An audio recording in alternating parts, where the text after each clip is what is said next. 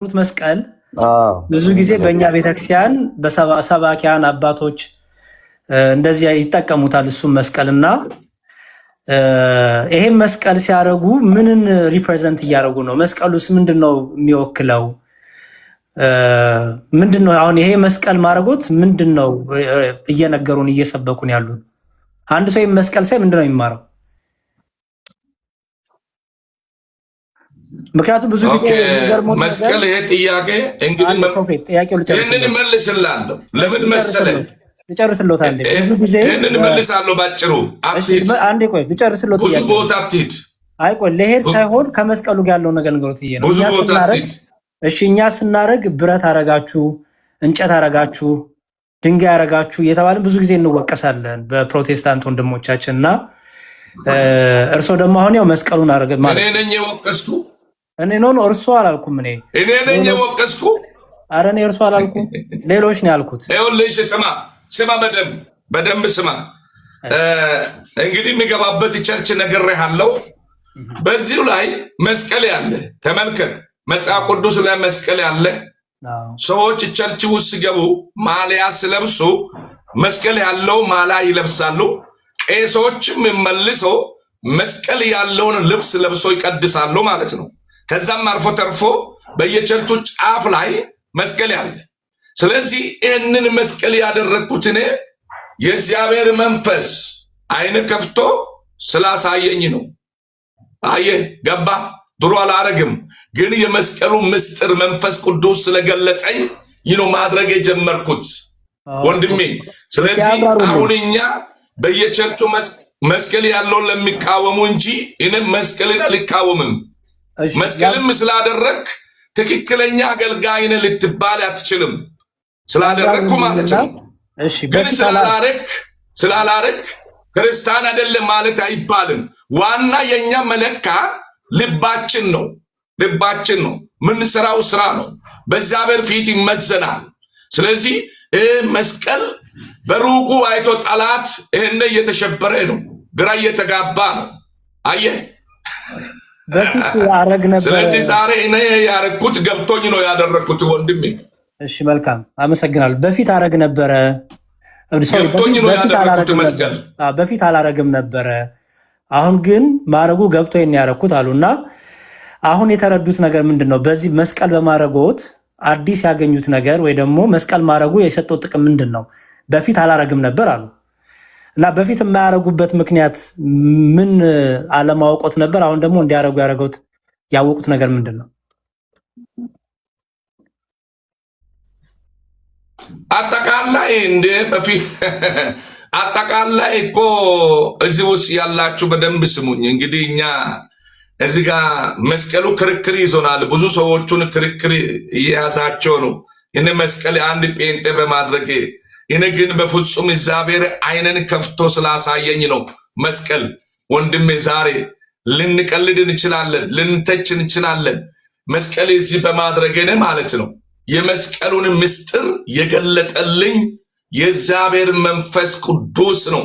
ከመንፈስ ቅዱስ ውጪ ወይስ መንፈስ ቅዱስ አላሳየህም ወይስ መንፈስ ቅዱስ ይህንን እንድታደርግ አልፈቀደህም እያልክ ነው ወይስ ምን እያልክ ነው? እኔ እየነገርኩ ያለው መንፈስ ቅዱስ ገልጦኝ ነው፣ አይነ ከፍቶ ስለ መስቀሉ ምስጢር ስለገለጠኝ ነው ያረኩት እያልኩ ነው።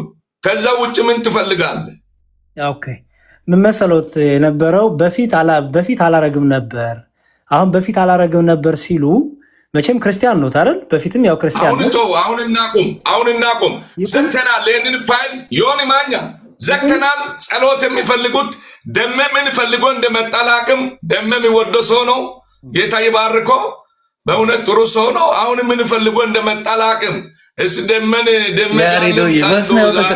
ምን አስበው ነው የመጣው? እንደዚህ ነው እኔ የምፈልገው የሉቃስ ወንጌል ምዕራፍ 11 ቁጥር 2 ላይ ሙሉን እንዲሉልኝ ነው። ጸሎት ነው የምፈልገው።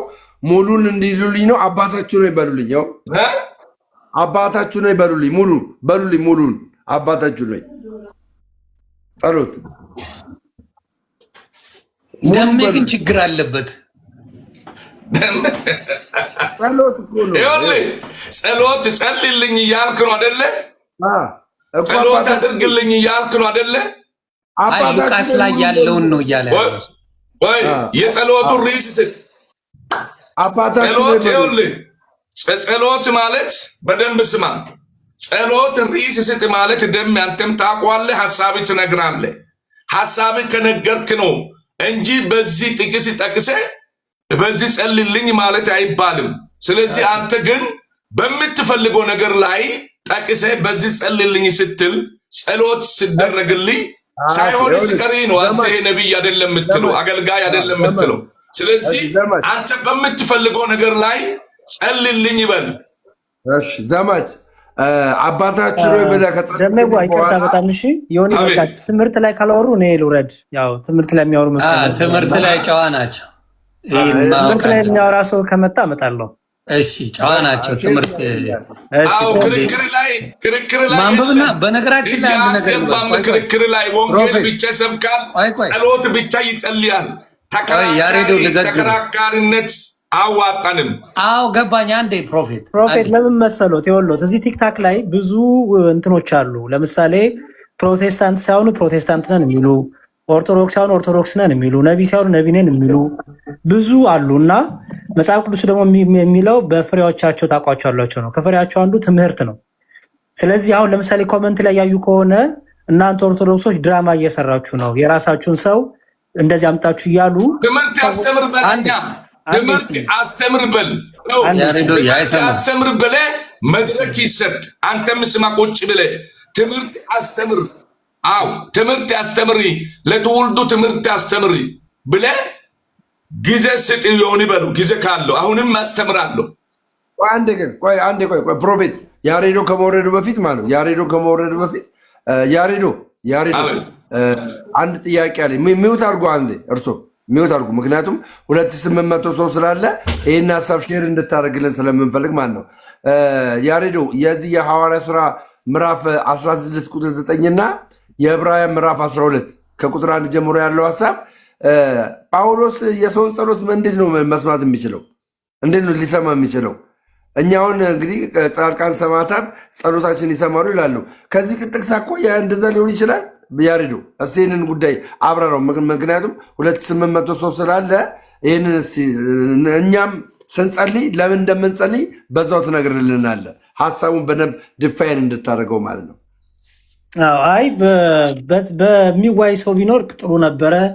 በተለይ ቅዱሳን በአጸደ ነፍስ ያሉ ቅዱሳን አያውቁም አይሰሙም የሚል ሰው ካለ፣ ሞቷል አብቅቶላቸዋል ምንም ያውቁት ታሪክ የለም የሚል ሰው ካለ በዛ ላይ ገብቶ ስለ ቅዱሳን ማውራት ይቻላል። እሱ ችግር የለውም። እኛ ምን እናምናለን? ባጭሩ መንፈስ ቅዱስ ከነሱ ጋር ነው።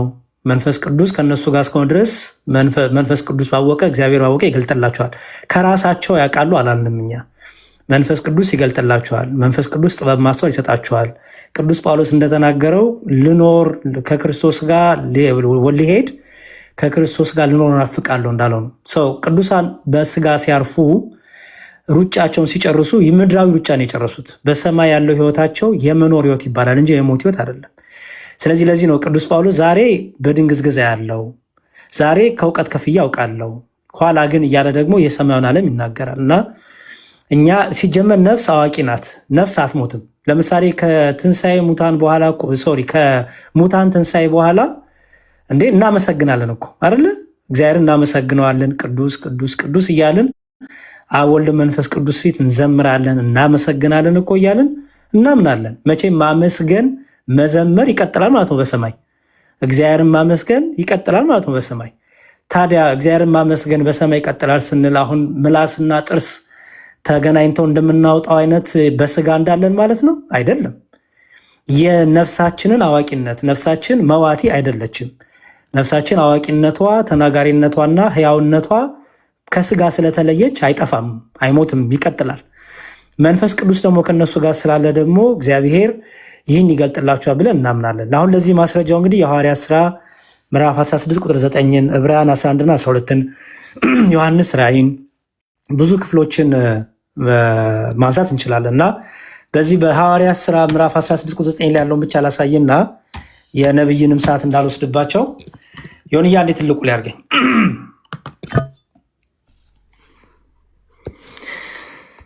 እሺ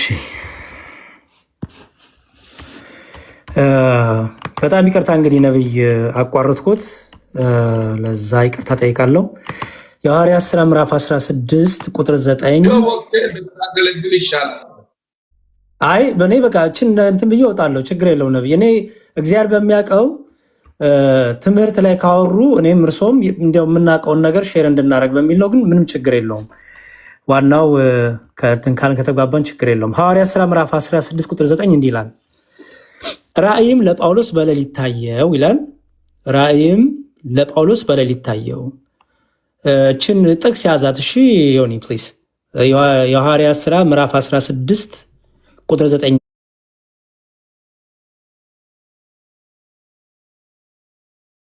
ቁጥር 9 ላይ ነው። ሰው ወደ መቄዶንያ ተሻገርና እርዳን እያለ ቆሞ ሲለምነው ነበር ይላል። አሁን ጳውሎስ አጠገቡ የለም። ይሄ ሰው ጳውሎስ ያለው ሌላ ቦታ ነው፣ ሌላ ሀገር ነው ያለው። ይሄ ደግሞ የመቄዶንያ ሰው ደግሞ መቄዶንያ የመቄዶንያ ሀገር ሰው ነው።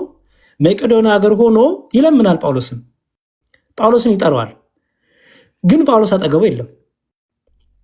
ኦኬ አሁን አስተውሉ እንግዲህ ክርስቲያኖች፣ ራእይ ማለት ነው። ብዙ ጊዜ ስንሰጥ ለወንድሞቻችን ራእይ እኮ ነው ይላሉ። ኦፍኮርስ ራእይ ነው። ራእይ ማለት ሪቨሌሽን ነው፣ መገለጥ ማለት ነው።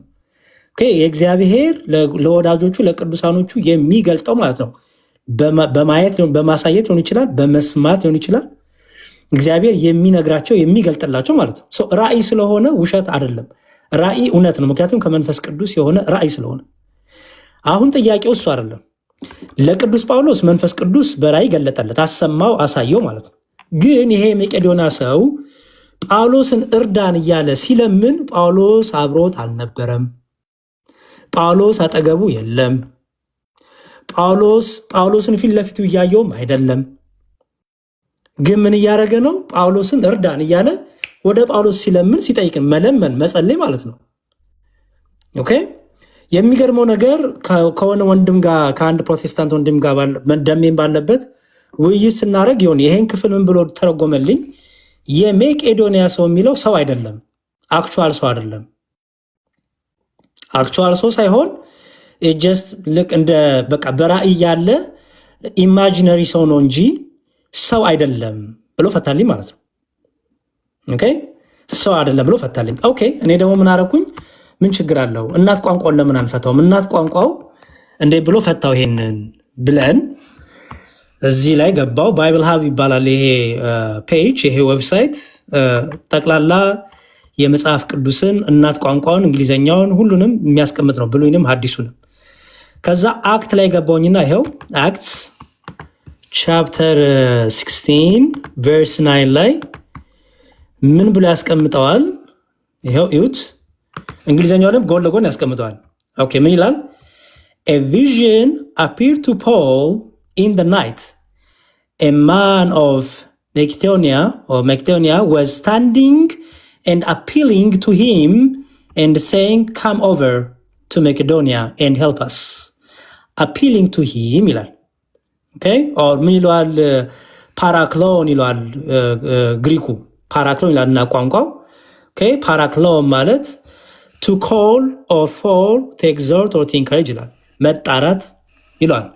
ይሄ ግን የተባለው ሰው ማን ነው የሚለውን አሁን ዮኒ ኤማን አይደለም የሚለው አኔር ይለዋል። በግሪኩ አኔር ይለዋል። አኔር የሚለውን የግሪኩ ሲፈታውን ብሎ ይፈታዋል መሰለ፣ እዚህ ይፈታል። አሪፍነቱ አኔር ማለት ይለዋል። እዚህ ጋር አኔር ከነባባ ይወጣና ፌሎ ይለዋል። አዮ ፌሎ ሃዝባንድ ማን ሰር እያለ ያስቀምጠዋል። እንዲሁም ምን ብሎ ያስቀምጠዋል? ይኸው ብሬዝን ጀንትልመን ሃዝባንድስ ማንስ ሜን። ይኸው እዚህ ጋር እንዲሁም በደንብ ሲያስቀምጠው ይላል አደልት ሜን አደልት ሂውመን ኢን ናሬቲቭ ኤንድ ሚራክል አካውንትስ ይላል። ሃዝባንድ አስ ኤ ኮቨነንት ፓርትነር ሪፕሬዘንታቲቭ ሜል ፊገርስ ኤንድ ፐብሊክ አድሬስ እያለ ያስቀምጧል። እናት ቋንቋ እንኳን ይሄንን ሰው የሚለውን ወንድ ለዛውም ጀልመን ብሎ ትልቅ ሰው የቤት ሃውስሆልድ ያለው መሪ የሆነ እያለ ያስቀምጠዋል። ኦኬ ሃዝባንድ እያለ ያስቀምጠዋል። ስለዚህ ይሄ ቦታ እያወራ ያለው ምንድን ነው ስንል አንድ የመቄዶንያ ሰው መቄዶንያ ሆኖ ቅዱስ ጳውሎስን ይለምነው ይጠራው ይጸልይ ነበር፣ ወደ ጳውሎስ ይለምን ነበር። ኦኬ ይሄ እንደው ማን ገለጠለት ማለት ነው? ለጳውሎስ መንፈስ ቅዱስ ገለጠለት። ኦኬ ስለዚህ ወደ ጳውሎስ የለመነው እግዚአብሔርን መለመን ስለማይችል ነው፣ ጳውሎስን እያመለከው ነው። አሁን አስበው ይሆን ይሄ ገድል ላይ ቢጻፍ የሆነ ገድል ላይ ወይ ገድል አለቀልን እንጂ አለቀልን ብቻ አሁን ይሄ ገድል ላይ ቢጻፍ እንዴት ከባድ እንደነበር አስበው። ኦኬ ግን እኛ ምንድነው ስናነብ ምናምነው? አንደኛ እግዚአብሔር ለመንፈስ ቅዱስ ለወዳጆቹ ይገልጥላቸዋል፣ ያሰማቸዋል። አንድ ሁለተኛ ደግሞ እኛ ቅዱሳን በራሳቸው ችሎታ ያደርጋሉ ይሰማሉ አላልንም። ከመንፈስ ቅዱስ የተነሳ መንፈስ ቅዱስ ከነሱ ጋር ስላለ እግዚአብሔር መንፈስ ቅዱስ ያሰማቸዋል፣ ይገልጥላቸዋል ብለን እናምናለን። ለምሳሌ አንድ ክፍል ልጨምር እስቲ። ለምሳሌ እዚህ ሉቃስ ወንጌል ላይ እንዲህ የሚል ቃል እናገኛለን። ሉቃስ ወንጌል ምን ይላል? ኦኬ እሺ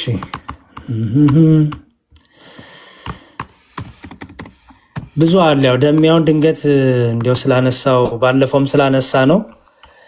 የሆነ መማር ያለባቸው ሰዎች ካሉ እዚህ ጋር እንዲማሩና ጥያቄ የፈጠረባቸውም ሰዎች ካሉ ጥያቄው እንዲጠይቁ ነው። ምክንያቱም እኛ ለቅዱሳን ወደ ቅዱሳን የምንጸልየው በጸጋ የተነሳ ስለሚያዳምጡን ብለን ነው የምናስበው።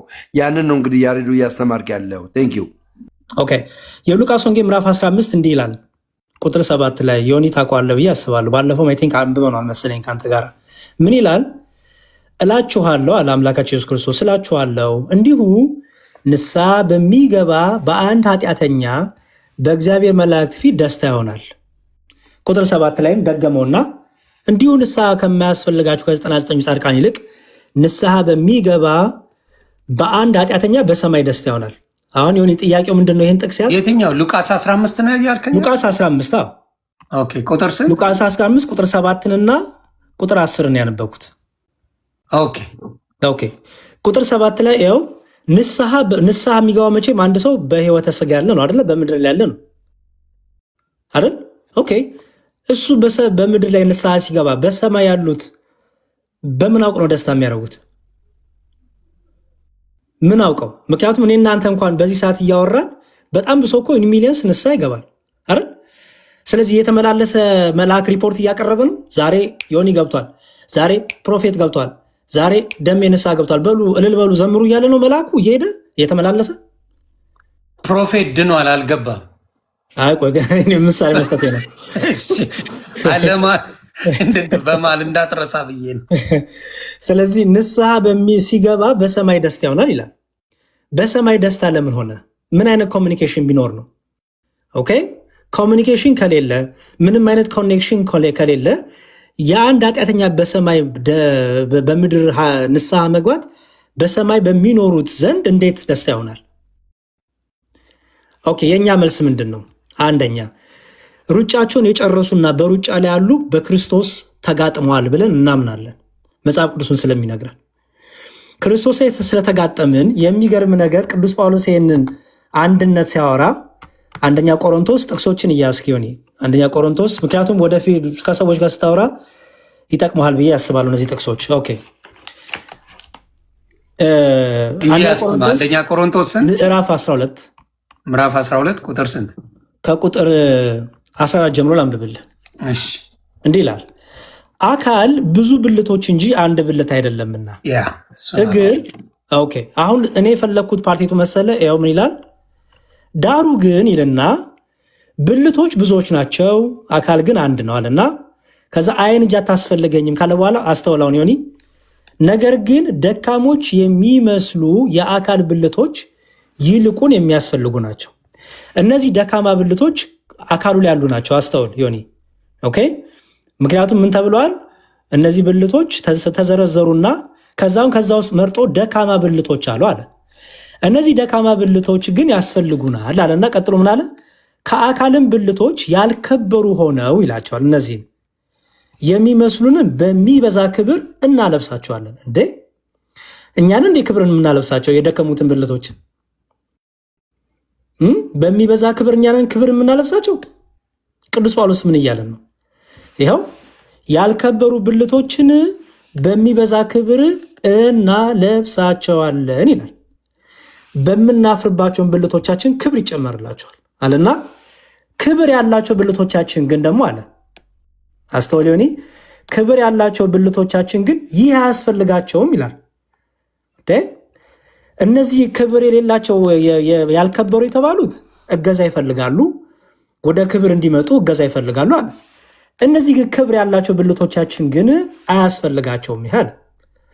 እነዚህ ግን አድራሻቸው የት ነው ዮኒ? አካል ላይ ነው ያሉት፣ ክርስቶስ ላይ ነው ያሉት። አስተውል። ነገር ግን አለ አሁን አስተውል፣ እነዚህ የከበሩት ያልከበሩትን ያስባሉ ማለት ነው። የከበሩት ያልከበሩትን ያግዛሉ ማለት ነው አይደለ? ምክንያቱም ምን ተብሏል?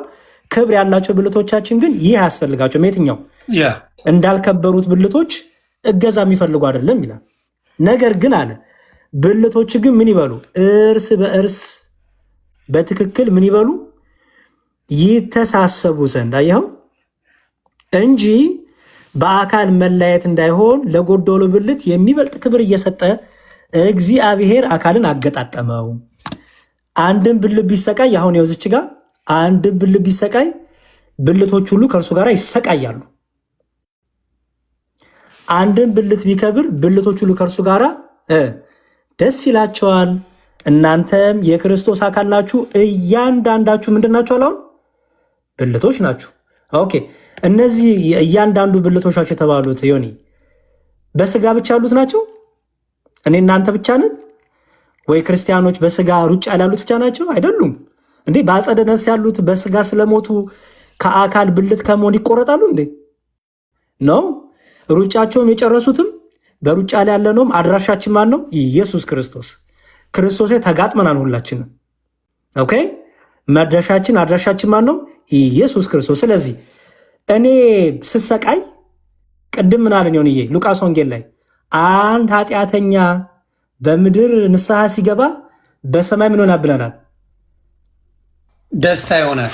እችን አምጣልኛ ምን የምትላል? አንድ ብልት ቢከብር ብልቶች ሁሉ ከእርሱ ጋር ደስ ይላቸዋል። አየው። ስለዚህ ንስሐ ከበረ ማለት ያብልት ንስሐ ገባ ማለት አይደል? ትክክል። ንስሐ ሲገባ በምድር እኛም ደስታ እናደርጋለን። በሰማይ ደስታ ይሆናል። ይኸው በሰማይ ደስታ ይሆናል።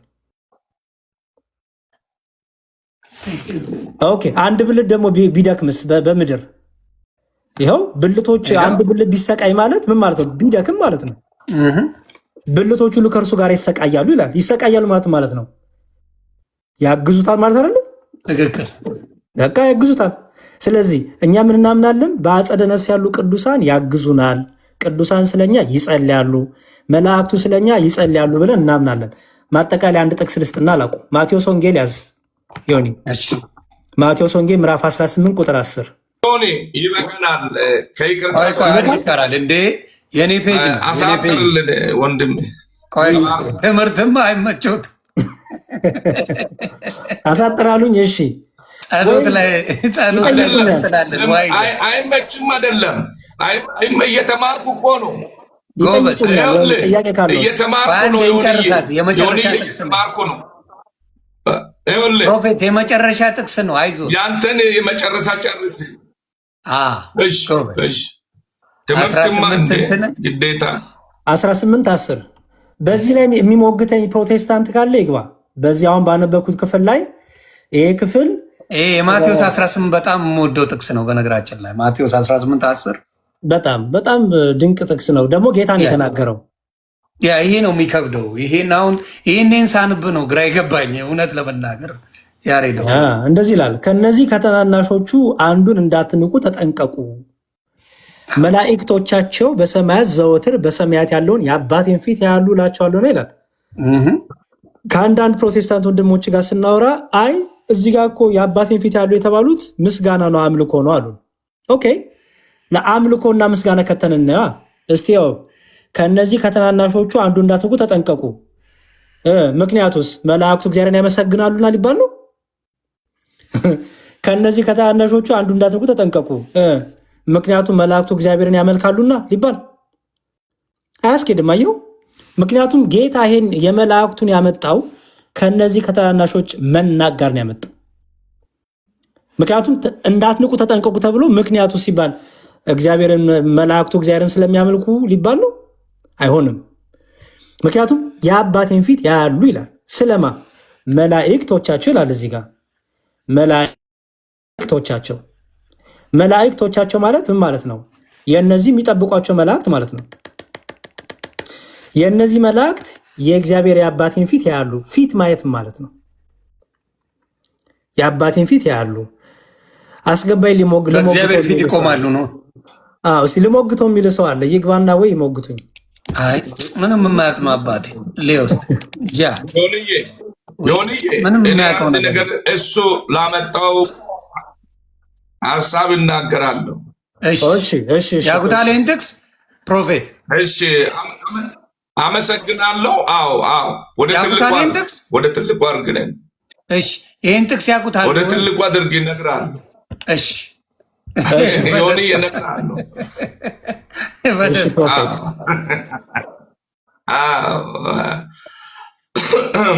አመሰግናለሁ። ይሄ ትምህርት በእውነት ምንም እሱ ጨርሶታል እና አንድ ጥያቄው ግን እኔም እሱ በተናገረው ነገር ላይ እሱንም በጥሞና ሰምቼዋለሁ ቁጭ ብዬ፣ እሱም ደግሞ በጥሞናም እንዲከታተል እንዲሰማ ፈልጋለሁ። እኔም ደግሞ እሱም የእግዚአብሔርን ቃል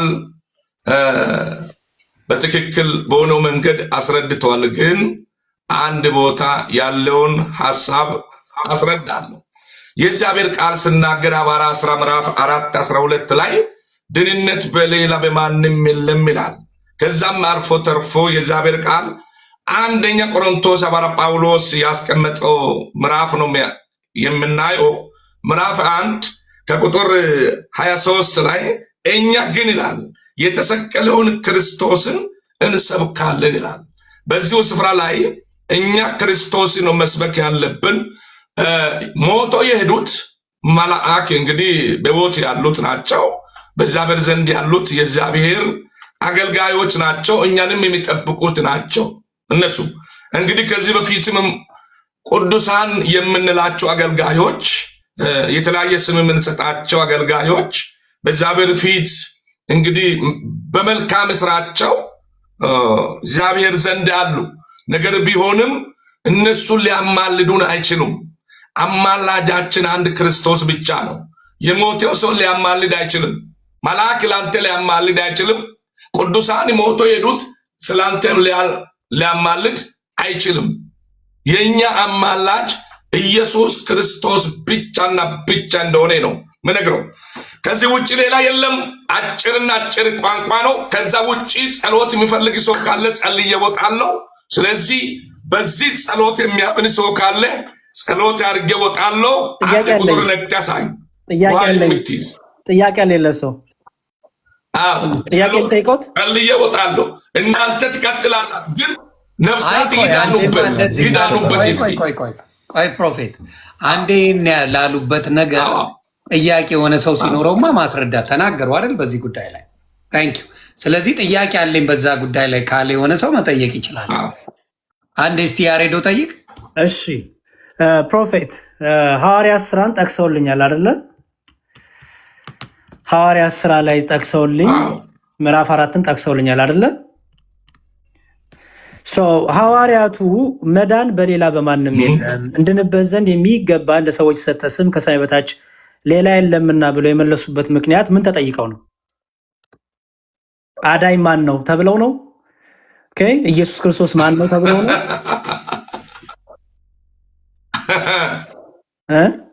አንተ ላመጣው ሐሳብ እኮ ነው። አንተ ያመጣው ለሰዎቹም እያስረዳ ያለ የሞቱት ቅዱሳን በምድር ላይ በሕይወት ኖሮ አገልግሎቶቻቸው ጨርሰው የሄዱት ጻድቃኖች የምንላቸው እነሱ በሰማይ ሆኖ ይማልዱልናል እያልክ ነው እያስተማርክ ያለው። ጥያቄ ሐዋርያት ሥራ ላይ እነሱ ሊያማልዱ አይችሉም ነው እኔ እያልኳል። መልአክም ላንተ ሊያማልድ አይችልም እያልኩ ነው። አዳኝና አዳኝ ኢየሱስ ክርስቶስ ብቻ ነው። የሚያማልድን በአብ ቀኝ የተቀመጠ አንደኛ ብቸኛው ኢየሱስ ነው። እሺ በጣም ጥሩ። እሺ አንተ ያቅም ጠይቆት ሌላ ልጠይቆት ይመልሱልኛል። ልጨምር ወይስ ወደ ጥያቄ አንድም ጥያቄና መልስ ውድድር አለ ሌላ ቦታ እንጂ ይሄ ጸሎት የምንጸልይበት ወንጌል ተናገር ካልክ እናገራለሁ፣ ጸልይ ካልክ ጸልያለሁ እንጂ መልስና ጥያቄ ውድድር ውስጥ አግባ።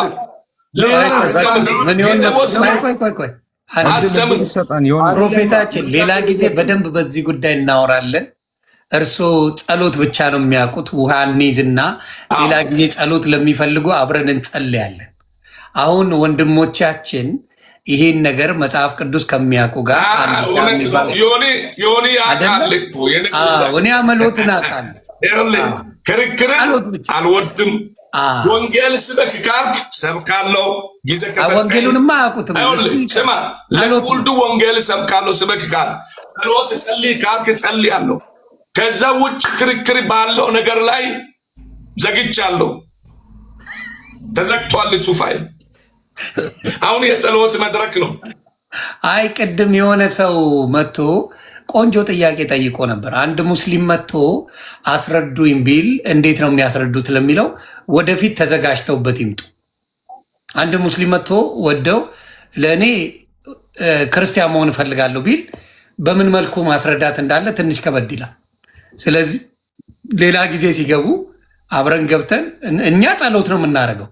የሆነ ሙስሊም ከገባብኝ ግን ማስተማር አለው አይደለ? ግዴታ ነው። አሁን አስተምር በለኛ ለአዲስ ነፍሳት አስተምር በላቸው። ጥቂት ደቂቃ አይ ምን አለ መሰለህ ጥያቄ የሚመልሱ ካልሆነ ትርጉም የለውም። ጥያቄ መመለስ አለበት። ለማስተማር ጥያቄው ምንድን ነው? ይኸውልህ ጥያቄ ይኸው በደንብ ስማ። ጥያቄ እየመለሰ ያለው አሾፊት ውልድ ነው። ልንገርህ አሾፊት ውልድ ናቸው። ነግራለሁ። እዚህ ጋር የተከበሩ አስተማሪዎች ይማልዳሉ፣ ቅዱሳን ይማልዳሉ። ፕሮፌት አንዴ እዚህ የተቀመጡ በነገራችን ላይ አብዛኛዎቹ ብቃት ያላቸው የኦርቶዶክስ አገልጋዮች ናቸው። ስለዚህ በደንብ መጽሐፍ ቅዱስን በማስተዋል የተማሩ ትምህርቱን የሚያውቁ ቃል በቃል መናገር የሚችሉ ናቸው። ሌሎቹ ሊያሸፉ ይችላሉ ከስር ያሉት። እዚህ ያሉት ግን በደንብ አድርገው በመጽሐፍ ቅዱስ በማንኛውም መወያየት የሚችሉ ብቃት ያላቸው ሰዎች ናቸው። ስለዚህ ምን እናደርጋለን? እኔና እርሶ ሌላ ጊዜ ላይ ውሃ እንይዝና ጸሎት ለሚፈልግ አብረን እንጸልያለን። አሁን እነሱ ይነጋገሩ። የሆነ የሚጠይቅ ሰው አለ ከእሱ ጋር ቢወራ ነው መልካም ብዬ የማስበው። አይሻልም? እንደዛ ይነጋገሩ። ግን አንድ ነገር ለአንተም ነግረን ይሻላል። ወጣለሁ ግን አንድ ነገር ተናግሬ ወጣለሁ። ይሆን የእግዚአብሔር ቃል እንዲህ ይላል። አንደኛ ቆሮንቶስ ምዕራፍ 1 ወንጌል ሲነበብ አንተ አትዘጋም። ጌታ የባረከ ሰው ነህ። ስለዚህ አትዝጋ፣ ሞት አታድርግ፣ ተባረክ። ስለዚህ አንድ ስፍራ አንብቤ ነው እወጣለሁ፣ እናንተ ትቀጥላላችሁ። አንደኛ ቆሮንቶስ ምዕራፍ 1 ከቁጥር 27 ላይ እንደዚህ ይላል። ነገር ግን አለ እግዚአብሔር ጥበበኞቹን ያሳፍር ዘንድ አለ የዓለምን ሞኝ ነገርን መረጠ። እግዚአብሔር ብርቶቹን ያሳፍር ዘንድ የዓለምን ደካማ ነገር መረጠ አለ። ከመረጣቸው አንዱ እኔ ነኝ። ከእስር ቤት አውጥቶ አንተ ስምልክ ሰጣችሁ ትችላለህ። እኔ ደግሞ እግዚአብሔር መንፈስ ቅዱስ ከላይ የቀባኝ ሰው ነኝና እናንተ ቀጥሉ። ሌላ ጊዜ እንገናኛለን። ታንኪዩ። እሺ ይወካ። መልካም ጊዜ። ሰላም ብያለሁ ሁላችሁን። ዘር ተዘርቶ እኮ አይከድም። ሄዱ እንዴ? ውይ አይ እሳቸው ጨዋ ናቸው መምህር። አይ በጣም ኧረ ጥሩ ጨዋ ናቸው። ጨዋነታቸውን እኮ አየንና ምንድነው አያውቁትም። ስለዚህ እሳቸውን እኛ መደበሪያችን ናቸው። አንዳንዴ ቲክታክ ላይ ግድ የለም ገበሬ ዘር ዘርቶ ግን እየሰማህ ነው የኔያችን። ደህና ብያለሁ ሁላችሁን ሰላም ብያለሁ። አንድ ገበሬ ዘር ዘርቶ ከሄደ ወራቱ ሲደርስ እህል ሊያገኝ ቢመጣ ማግኘት አይችልም። የዘራውን ዘር መንከባከብ፣ ማረም፣ መኮትኮት፣ ማጨድ፣ መከመር፣ ከዚያ መውቃት፣ ከዚያ በኋላ ነው ፍሬ ሊገኝ የሚችለውና አንዴ ዘርቻለሁ በቃ አይባልም። ሐሳብ ልናገር ላነብና ልውጣ አይባልም። መምህርነት ያለ ጥያቄም የለም። መድኃኔ ዓለም ክርስቶስ በመዋዕለ ሥጋዌው ሲያስተምር እኛ የምናስተምር እሱ ያስተማረውን ሐዋርያት ያስተማሩትን ነውና በጣም ትልልቅ አብይ የሆኑ ምስጢራትን ሲናገር አልገባቸው ሲል ፈክር ለነ እግዚኦ ይሉታል። አልገባንም ተርጉምልን ይሉታል። እሱም ይተረጉምላቸዋል። የሚገርማችሁ ሲጠይቁት ብቻ አይደለም የሚመልሰው፣ ራሱም ይጠይቃል። ለበውክሙኑ ይላል፣ ገባችሁን ይላል። ያ ማለት ያልገባህ ካለ ጠይቅ ማለቱ ነው። ሐዋርያቱም ይጠይቁታል ያልገባቸውን፣ እሱም ደግሞ ይጠይቃቸዋል፣ ያልገባቸውን ይለያል። እንዲህ ያደረገ ያስተምራልና በነገራችን ላይ ሰውየው የዋህነታቸውን አለማድነቅ ንፍገት ነው። በ21ኛው መቶ ክፍለ ዘመን ትውልዱ በሰለጠነበት ሃይላንድ ሙሉ ውሃ ይዞ በሶሻል ሚዲያው ዝም ብሎ ጸልይልሃለሁ እያሉ ሐሳብ መሰንዘሩ የዋህነት ምልክት እንጂ የአዋቂነትም የነብይነትም የትልቅነትም የክርስቶሳዊነትም መገለጫ አይደለምና እንዴው አንዳንዴ የራሳቸውን ማንነት የራሳቸው እምነት በስርዓቱና በደንቡ እንዲከበር የሌላውን በስርዓት ማክበር ጥሩ ነው። ቤተክርስቲያን አምና ቆጥራ ከስርዓት እስከ ዶግማ ያስቀመጠችውን የእግዚአብሔር ቃል ባለመቀበል ገንጥሎ ባለመስማማት ርቆ ራስን አርቆ ከቤተክርስቲያኑ አስተምህሮ በፍጹም እንዲህ አይነት አማላጅ የሚባል የለም እያሉ በድፍረት እየተናገሩ በሌላ በኩል ደግሞ የራስን ሐሳብ እየጫኑ መሄድ ሕግ ከፈረሰ በየዋህነት የሚፍረስ አውቆ ያጥፋ ሕግ አፍራሽ ነውና እንዲህ አይነት ነገሮች በስርዓት መስተካከል መቻል አለባቸው ነው። ቅድም ሲነገር የነበረው ነገረ ቅዱሳን ምልጃን በተመለከተ መወያየት መቻል ካልሆነ መጠየቅ የማይፈልግ ሰው ማስተማር አይችልም። መጠየቅ የማይችል ሰው የማይፈልግ ሰው ማስተማር አይችልም። ሐዋርያው ቅዱስ ጳውሎስ ወአንሰ ስዕል በእንቲአክሙ እኔ ስለእናንተ ለምናለሁ አለ። ምን የሚለውን የእግዚአብሔር ቃል ዋኖቻችሁን በምትጠይቁበት ጊዜ የእነርሱ ቃል እንዲመልሱላችሁ ዋና ነኝ የሚል ቃል የሚያስተምር ሰው ካለ የእግዚአብሔርን ቃል ሲናገር አልገባኝም ለሚል ሰው ካልተረጎመ ጌታ ሄዱና አስተምሩ ሲል ዝም ብሎ እየጫናችሁ ነው አይደለም። ክርስቶስ ከሰማይ ወረደ ከድንግል ተወለደ ሞተ በስጋ ወሐዮ በመንፈስ በስጋ ሞተ በመንፈስ ያው ሆነ ብሎ ሲያስተምር ያ ማን ነው? ክርስቶስ ማለት ማን ነው ብሎ ጥያቄ ሲጠይቅ ማብራራት ይጠይቃል። መከራከር አልፈልግም፣ እሺ ማስተማር ግን ፈልጋለሁ። ክርክር የሌለበት አስተምህሮ የለም። እንኳን ሃይማኖቱ በእንትኑም ስንማማር በዚህ በዘመናዊ ትምህርት ስለምታውቁት ሁላችሁ መጠያየቅ አለበትና አልጠየቅም ባይነቱ ብዙ አልደገፍኩትም ለማለት ነው። ለማንኛውም ግን ያው መዝሙራም ጋር ሐሳቡ በስፋት ተነስቶ ቆይቶ ነው የሚሆን። ያው ከመጨረሻ ስደርስ ግን አንብቤላችሁ ልሂድ የሚል እንደኛ ሀገር ዳኞች መልእክት አስተላልፎ መጥፋት የሚመስል እንደዚህ ሆኖብን ነውና ግሩም እናመሰግናለን። ክበሩልን። መምህር ኤፍሬም እንኳን ደህና መጡ። የሆነ ነገር መናገር ስላለብኝ ነው ስለኚህ ነብይ። በመጀመሪያ ደረጃ እኚህ ነብይ ማለት እስር ቤት ገብተው በጣም አስቸጋሪ ነበሩ። በጣም እዛ ሰፈር ውስጥ አስቸጋሪ ነበሩ። ዶላር ገንዘብ ሳይመስላቸው እንደ ሰርቶ አደር ጋዜጣ በፊት ኢትዮጵያ ላይ ግርግዳ ላይ የለጠፉ ናቸው። ተደባዳቢ የነበሩ ናቸው እና እስር አስቸግረው መጨረሻ ላይ እስር ቤት ሆነው ከዛ የ9 ጓደኞቻቸውን አሳ የሚያጠምዱ ጀልባን እንትንቺ መቅዘፊያቸው በሙሉ የ9 ተጣልተው በሙሉ በድንጋይ ጭነው በሰንሰለት አድርገው ወደ ስር ወስደው የታሰሩ ናቸው። እና እስር ቤት እያለው ነው ጌታን ያገኘሁት ነቢይ ነህ ብሎኛል ብለው የወጡ ናቸው። መጽሐፍም ማንበብ የማይችሉ ነበሩ። በተወሰነ መልኩ ማንበብ ጀመሩ። ከዛ በኋላ በቃ ጸሎት አደርጋለሁ፣ ቤተክርስቲያንም አደግፋቸው፣ ለብቻቸው ወጥተው የሚሉ ናቸው። አጋጣሚ እዚህ ላይ ተገናኘን። ዝም ብለን ወዳጅ ሆነን ጥያቄ ምናምን ከተጠየቁ ትንሽ ይደብራቸዋል እና እኛ ለበዓሉ ድምቀት ነው የምናደርገው እንጂ መጽሐፍ ቅዱስ በደንብ አውቀው በደንብ ተምረው እንትን ብለው ምን የሚሉ ሳይሆኑ አለ አይደለ አንዳንድ የቲክታክ ላይ ጨዋታ ስንፈልግ መተን አብረን የምንጨዋወት የቲክታክ ነቢይ ናቸው እንደ ፍቅር ሲዝም ማለት ነው። ፍቅር ሲዝምን ያውቁታል መምህር ኤፍሬም? አሁን የተመቸ ይላሉ የኛ መተርጉማን ተርጓሚ ሲተረጉሙ ይሞክሩና ትክክለኛ ቦታውን ሲያገኝላቸው ተርጓሚው አሁን የተመቸ ይላሉና እንደሱ እንኳን ጥሩ እንዲያ ከሆነ እንስማማለን። ስለዚህ ኮሚኒቲነት ከሆነ እንደዛ ስለ ትውልድ ገደል የሳቸው እኛ አሁን ከፍቅር ሲዝም ለይተን የምናየው አይደለም እውነት ለመናገር እና በዛ ጉዳይ ነው። አሁን ሌሎች ግን ገብተዋል። አሁን አይ ቲንክ ደሜ በደንብ የሚያውቅ ወዳጅ ትመስለኛለች ፕሮፌት ወርቄ፣ እንዲሁም ደግሞ ኢቫንጀሊክ በስርዓት ገብተዋል። የምትጠይቁት ጥያቄ ካለ ጠይቁና ፕሮፌቶቹ ወይም ኢቫንጀሊኩ ጠይቁና ወንድሞቻችን መምህሮች እዚህ ያሉት በዛ ጉዳይ ላይ መወያየት ትችላላችሁ።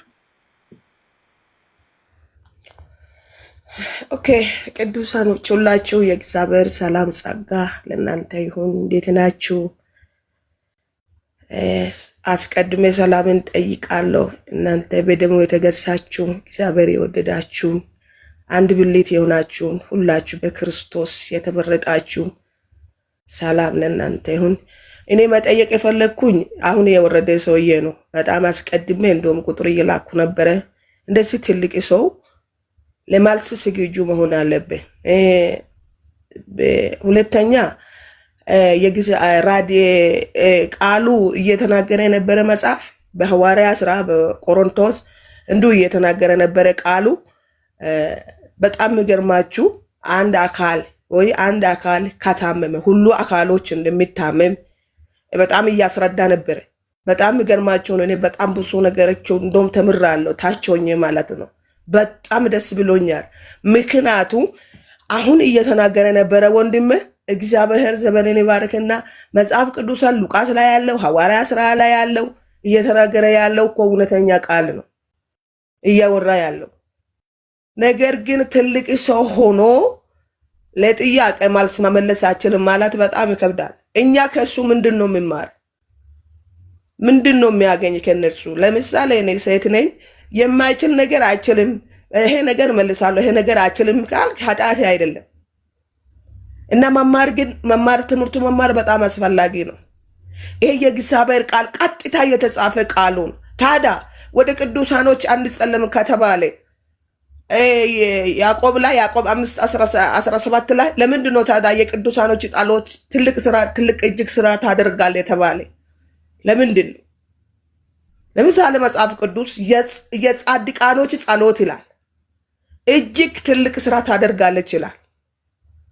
ለምሳሌ አባቶች ለምን ስም እንጠራለን? አብርሃም የይስሐቅ አምላክ የያዕቆብ አምላክ የአባቶች አምላክ ብለን ለምንድን ነው የምጸልየው? ፕሮፌት በጣም ይቅርታና ፕሮፌት ከየት ቤተ እምነት ኖት? ቤተ እምነቶትን ቢነግሩን እንታወቅ ብዬ ነው። እኔ ወንድሜ ደሜ በደሜ ያውቃል። እኔ ነባሪ ነኝ። በነገራችን ላይ ዛሬ ነው ከኔ ጋር ተገናኘ እንጂ እኔ ከኦርቶዶክሶች ወንድማሞች ነባር ነኝ። ነባር የመጀመሪያ ነባር ማለት ነው። ከነሱ ጋር በጣም ብዙ ጊዜ ያሳልፋለሁ። እሺ እንደውም በ2 ወር 3 ወር አልተገናኘም እንጂ የት ቤተ እምነት ነው? የት ቤተ እምነት ነው? እኔ መካነ ኢየሱስ ነኝ። ኦኬ መካነ ኢየሱስ። ኦኬ። ስለዚህ በአጸደ ነፍስ ያሉ ቅዱሳን ስለኛ ይጸልያሉ፣ በጸሎታቸው ያግሱናል፣ ይለምኑላል ብሎ ያምናሉ ፕሮፌት? ኧረ እኔ እኮ መቶ አምናለሁ። እኔ መቶ አንተ ስላልክ ሳይሆን እኔ መጽሐፍ ቅዱስ ስላይልዬ ነው የምረዳው እንጂ አንተ ስለተናገርክ አይደለም። የተጻፈ ቃል ላይ እኔ መጨመር አይችልም ወይ መቀነስ አይችልም። ተጽፏል መጽሐፉ ላይ የተጻፈ ቃል ሞቷል፣ እነኚህ ሞቷል፣ እነኚህ ስለተሞተ እንዳትጠሩ ስሙ የሚል አላየሁም። እኔ እናንተ ብዙ ጊዜ ልጠቅስልሻለ እሱን ጥቅስ ልስጦትና ብዙ ጊዜ እነዚህ በአጸደ ነፍስ ያሉ ቅዱሳን አያውቁም፣ ስለኛ ስለምድር ስለሚደረገው ነገር አያውቁም ተብሎ በፕሮቴስታንት ወንድሞቻችን የሚጠቀስ ጥቅስ አለ። እሱን ጥቅስ ላንብብሎትና እንዴት እንደሚረዱ እስቲ ልስማ። እዚህ መክብብ ላይ ያለው ማለት ነው። መክብብ 9 ላይ መክብብ 9 ቁጥር 4 ጀምሮ ያለውን ያውቁታል ብዬ አስባለሁ፣ ግን ላንብብሎት። ምን ይላል? ያልሞተ ውሻ ከሞተ አንበሳ ይሻላልና ሰው ከሕያዋን ሁሉ ጋር በአንድነት ቢኖር ተስፋ አለው። ሕያዋን እንዲሞቱ ያውቃሉና ሙታን ግን አንዳች አያውቁም። መታሰቢያቸው ተረስቷልና ከዚህ በኋላ ዋጋ የላቸውም። ፍቅራቸውና ጥላቸው ቅንነታቸውን በአንድነት ጠፍቷል። ከፀሐይ በታችን በሚሰራው ነገር ለዘላለም እድል ፈንታ ከእንግዲህ ወዲህ የላቸውም ብለው ብዙ ጊዜ ሌሎች ፕሮቴስታንት ወገኖቻችን ቅዱሳን በምድር የሚደረገውን ነገር ከሞቱ በኋላ አያውቁም፣ በቃ አብቅቶላቸዋል አያውቁም ብለው የሚጠቅሱት ጥቅስ ይህንን ነው። እርስዎ ይህን ጥቅስ እንዴት ነው የሚረዱት? መክብብ 9ን ቅድም አንተ ብዙ ነገር አወርታለህ ወንድሜ፣ ብዙ ቃል ተረድቻለሁ እኔ በመንፈስ ቅዱስ ስላለ አይደለም። በመንፈስ ቅዱስ ቆሮንቶስ ላይ ያለው ቃል ሐዋርያ ስራ ላይ ያለው ነገሩ በመንፈስ ቅዱስ ነው። እኔ የተረዳ በመንፈስ ቅዱስ ተቀብያለሁ። በመንፈስ ቅዱስ ነው የምንረዳው እንጂ ሌሎቹ እዚህ ላይ ያሉ ሰዎቹ ስለምንገር አይደለም። መንፈስ ቅዱስ ከሁሉ በላይ ስለሆነ መንፈስ ቅዱስ ላይ የተጻፈ ስለ መጽሐፍ ቅዱስ ላይ የተጻፈ ቃሉ በመቶ እኔ ይቀበላለሁ። አይቻለሁ፣ እቀበላለሁ። የተቻለ ማለት በሐቅሜ ማለት ነው። በሐቅሜ የተረዳው በሐቅሜ የተረዳው እቀበላለሁ እኔ እና እያወራ ያላችሁ እናንተ የተጨመራችሁ አሁን ሌላ ነገር የለም። ቀጥታው በእግዚአብሔር የተጻፈ ቃሉ በምንም አንዳች ነገር ተጨማሪ የሌለ ቃል እያወራችሁ ነው እናንተ እያወራችሁ ያላችሁ። አይ ሲለ ፕሮፌት ትክክል አይደለም የሚሉም ሰዎች አሉ፣ እንደፈለጉም ይጽፋሉ። እሱ አይደለም። እኔ እናንተ ሰምቼ አይደለም። ራሴ እኮ ሙሉ ሰው ነኝ። አካል የተጎደለ ሰው አይደለም። ሙሉ ሰው ነኝ። የት እንደምሄድ አውቃለሁ። ወዴት እንደምሄድ ራሴ የሚያውቅ ሴት ነኝ። ስለዚህ እኔ እያወራ ያላችሁ በመቶ የእግዚአብሔር ቃል ስለሆነ በዚህ ላይ አንዳችንም ነገር እኔ እኮ ክርክር የለም፣ ተቀብያለሁ። እንደ መማሪም በመቶ ፈልጋለሁ። ይሄ ነው። እሺ ፕሮፌት፣ አይ መልካም ያሬዶዬ እንትናን ኢቫንጀሊኩን ብትጠይቀው እሳቸው ልጠይቃቸውና ፕሮፌት እዚህ ሆኑና በኋላ ወደ እርስዎ እንመጣለን። መምህር ብሩክ እና መምህር ብሬ ሰላም ይበሉን። ግን መምህር ብሩክ ሰላም ይበሉን። ከዛ መምህር ሰላም ለእናንተ ይሁን። ዮኒ፣ ዲያቆን መዝሙረ ያሬድ፣ መምህር ኤፍሬም፣ መምህር ብሬ እንዲሁም ደምረው እዚህ ያላችሁ ሁላችሁም ታች እየሰማችሁም ያላችሁ ሰላም ብያለሁ። እሺ እንኳን በሰላም መጡ መምህር ብሩክ። መምህር ብሬ ሰላም ይበሉን። እሺ እንዴት አላችሁ? መምህር ኤፍሬም፣ መምህር ብሩክ፣ መዝሙረ ያሬድ፣ ደሜ፣ ዮኒ ሁላችሁም እንዴት አላችሁ? እግዚአብሔር ከአባታችን ከጌታም ከኢየሱስ ክርስቶስ ጸጋና ሰላም ይብዛላችሁ። እንዴት አላችሁ? እንዴት ቆያችሁ? እግዚአብሔር ይመስገን። እንኳን በሰላም መጡ። ኢቫንጀሊስት ብስራት ሰላም ይበሉን። እርሶም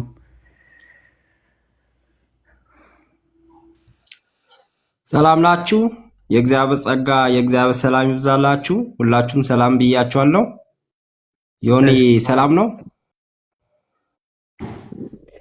እግዚአብሔር ይመስገን። ሁላችንም አገኛችሁ ደስ ብሎኛል። ታንክ ዩ። እኔ ወንጌላዊ ብስራት ይባላለሁ። እሺ አንዴ ጃ ሰላም ይበለንና ከዛ ወደ እርሶ እመጣለሁ። ጃ ሰላም ብለን እንደማችሁ። ሰላም ሁላችሁንም ሰላም ብያችኋለሁ። አሜን አሜን። እግዚአብሔር ይመስገን። እንኳን በሰላም መጣ። እሺ ኢቫንጀሊስት አንዴ ቅደሙና፣ ኢቫንጀሊስት ከየት ቤተ እምነት ኖት እና ያስተዋውቁ ራስዎትን፣ ከዛ ወደ ውይይቱ እንሄዳለን። እኔ ከወንጌል አማኝ ነው። ከወንጌል አማኝ የት ነው ህብረት የሚያደርጉት? መካነ ኢየሱስ፣ ቃለ ሕይወት፣ ሙሉ ወንጌል? መልካም ምስራች ቤተክርስቲያን።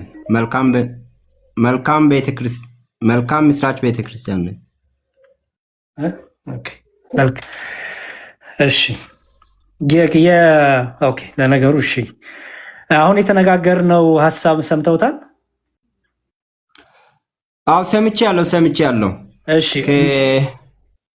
ከነቢት ጋር መክብብ 9ን እስቲ አንዴ ከነቢት ጋር ያወራችሁት ጠቅላላ ሲወራ የነበረውን ሰምተውታል? ነብይትንም ጨምሮ። ከዛ ደግሞ እርስዎ ከመጓቶ በፊት የነበረውን ሰምተዋል?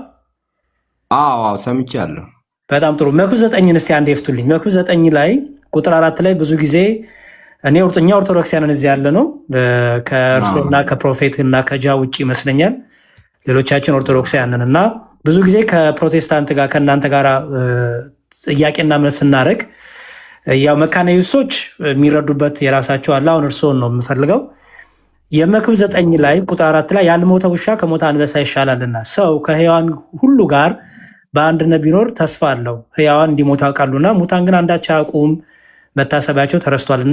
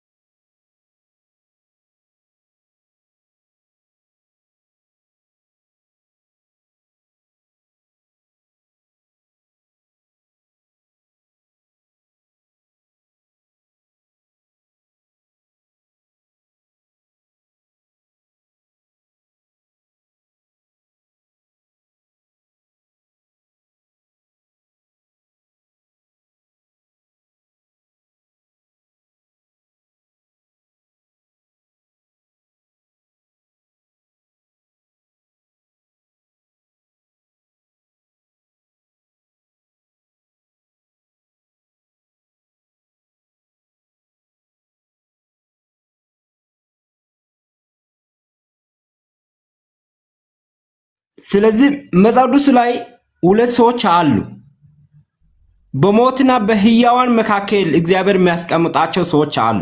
ለምን ሞታ ናቸው ብሎ እግዚአብሔር ያስቀመጣቸው ሰዎች ኃጢአተኞች ናቸው።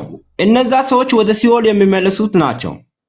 ነገር ግን ሕያዋን ናቸው ብሎ መጽሐፍ ቅዱስ ያስቀመጠው ምክንያት ጻድቃን ናቸው ማለት ነው፣ ቅዱሳን ናቸው። ስለዚህ የሞቱት ኃጢአተኞች ናቸው፣ ሕያዋን የሆኑት ጻድቃን ናቸው እና ጻድቃን የሆኑት በእግዚአብሔር ዘንድ መታሰቢያቸው አለ ለዘላለም ማለት ነው። ስለዚህ እኛ አሁን በሞታን ውስጥ ነን ወይ ሕያዋን ውስጥ ነን የሚለውን ጥያቄ ቢታነሱ ጥሩ ነበረ። ለምን እኛ ሕይወትን ያገኘን ሰዎች ጻድቃን ነን ነው። ጻድቃን ነን። ጻድቃን ከሆነን በእግዚአብሔር ዘንድ መታሰቢያ አለ። ስለዚህ ኢቫንጀሊስት ያልሞተ ውሻ የተባሉት ማን ናቸው? ያልሞተ ውሻና የሞተ አንበሳ ተብሎ የተቀመጡ አሉ። ያልሞተ ውሻ የተባለው ማን ነው? ከሞተ አንበሳ የተባለው ማን ነው? ምናልባት ከዚህ ጥቅስ ጋር አንድ ጥቅስ ማንበብ ትችላለህ ያሬድ? ከአዲስ ኪዳን አንድ ጥቅስ ልጽና ከዛ ጋር አገናኝቼ ላውራ። እሺ የብዙ ሰው ደቂቃ እንዳንፈጅ ብዬ ነው እኮ። እሺ አንድ ደቂቃ። ለምን ይሄን አይሉኝም? እንደዚህ አድርጉልኝ። ያልሞተ ውሻ የተባለው ኃጢአተኛ ከሆኑ ኃጢአተኛ፣ ቅዱሳን ከሆኑ ቅዱሳን፣ የሞተ አንበሳ የተባሉት ኃጢአተኛ ከሆኑ ኃጢአተኛ፣ ቅዱሳን ከሆኑ ቅዱሳን ብለው ይፍቱልኝ። አዎ ልሰጥ እኮ ነው። ኤፌሶን ምዕራፍ 2 ከቁጥር 19 ላይ ያለው ቃል አንብብና ከዛ ያሳያል ቃሉ ማለት ነው። እሺ ኤፌሶን ምዕራፍ 2 ከቁጥር 19 19 እንግዲህስ ከእንግዲህ ወዲህ ከቅዱሳን ጋራ ባላገሮችና የእግዚአብሔር ቤተሰቦች ናችሁ እንጂ እንግዶችና መጻተኞች አይደላችሁም።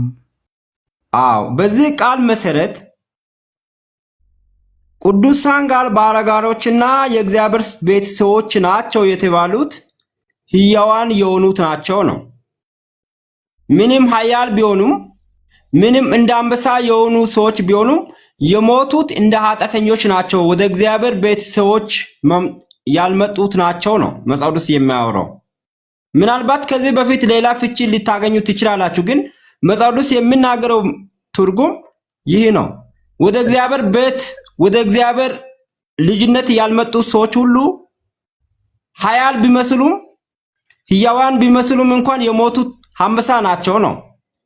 በሕይወታቸው ውስጥ በልባቸው ውስጥ ኃጢአት አላቸው። ስለዚህ ከእግዚአብሔር ማህበር ጋር ምንም ግንኙነት የላቸውም፣ የእግዚአብሔር ልጆች አይደሉም ነው። ያልሞተ ውሻ ወይስ የሞተው አንበሳ? የሞተ አንበሳ ማለት ነው። የሞተ አንበሳ ሞቷል ማለት የሞተ ነው ማለት ነው። ሞቷል። ከእግዚአብሔር ዓለም ጋር በእግዚአብሔር ዓለም ሞት የለም። ስለዚህ የእግዚአብሔር ዓለም ሕያዋን ስለሆነ በእግዚአብሔር ዓለም ላይ ብርሃን ስለሆነ ወደ ብርሃን ያልመጡ ሰዎች የሞቱት ናቸው ነው። ስለዚህ የሞተ አንበሳ የተባሉት ኃጢአተኛ ናቸው እንጂ ጻድቃኑ ቅዱሳኑ አይደሉም። ስለዚህ ሕያዋን እንዲሞት ያውቃሉና ሙታን ግን አንዳቸው አያውቁም የተባሉ ሙታን የተባሉት ቅዱሳን ሳይሆኑ ኃጢአን ናቸው። ኃጢአን ናቸው። መታሰቢያቸው የተረሳውም ኃጢአን ናቸው እንጂ ቅዱሳን አይደሉም። በጣም ጥሩ። ቅዱሳን መታሰቢያ ለዘላለማዊ ነው። በጣም ጥሩ። ቅዱሳን ከእግዚአብሔር ጋር ለዘላለም ነው የሚኖሩት። በጣም ጥሩ። እሺ፣ በጣም መልካም። አንድ ኢቫንጀሊስት አንድ ሚዩት አድርጊልኝ። ግን አንድ ጥያቄ በዚህ ልጠይቅ አንተን። እሺ ጠይቁኛል። አንዴ ኢቫንጀሊስት አንዴ ሚዩት አድርጉልኝ። አንዴ ይቀርበሉ። አንዴ ሚዩትን ክፈት። እሺ ከየት ቤተ እምነት ነው ወንድም አለም? እኔ ከህይወት ብርሃን። በጣም ጥሩ። አሁን መክብብን እንዴት ነው የምትረዳው አንተ? እሳቸው በፈቱበት ፍቺ ነው የምትረዳው ወይስ የተለየ ሀሳብ አለ?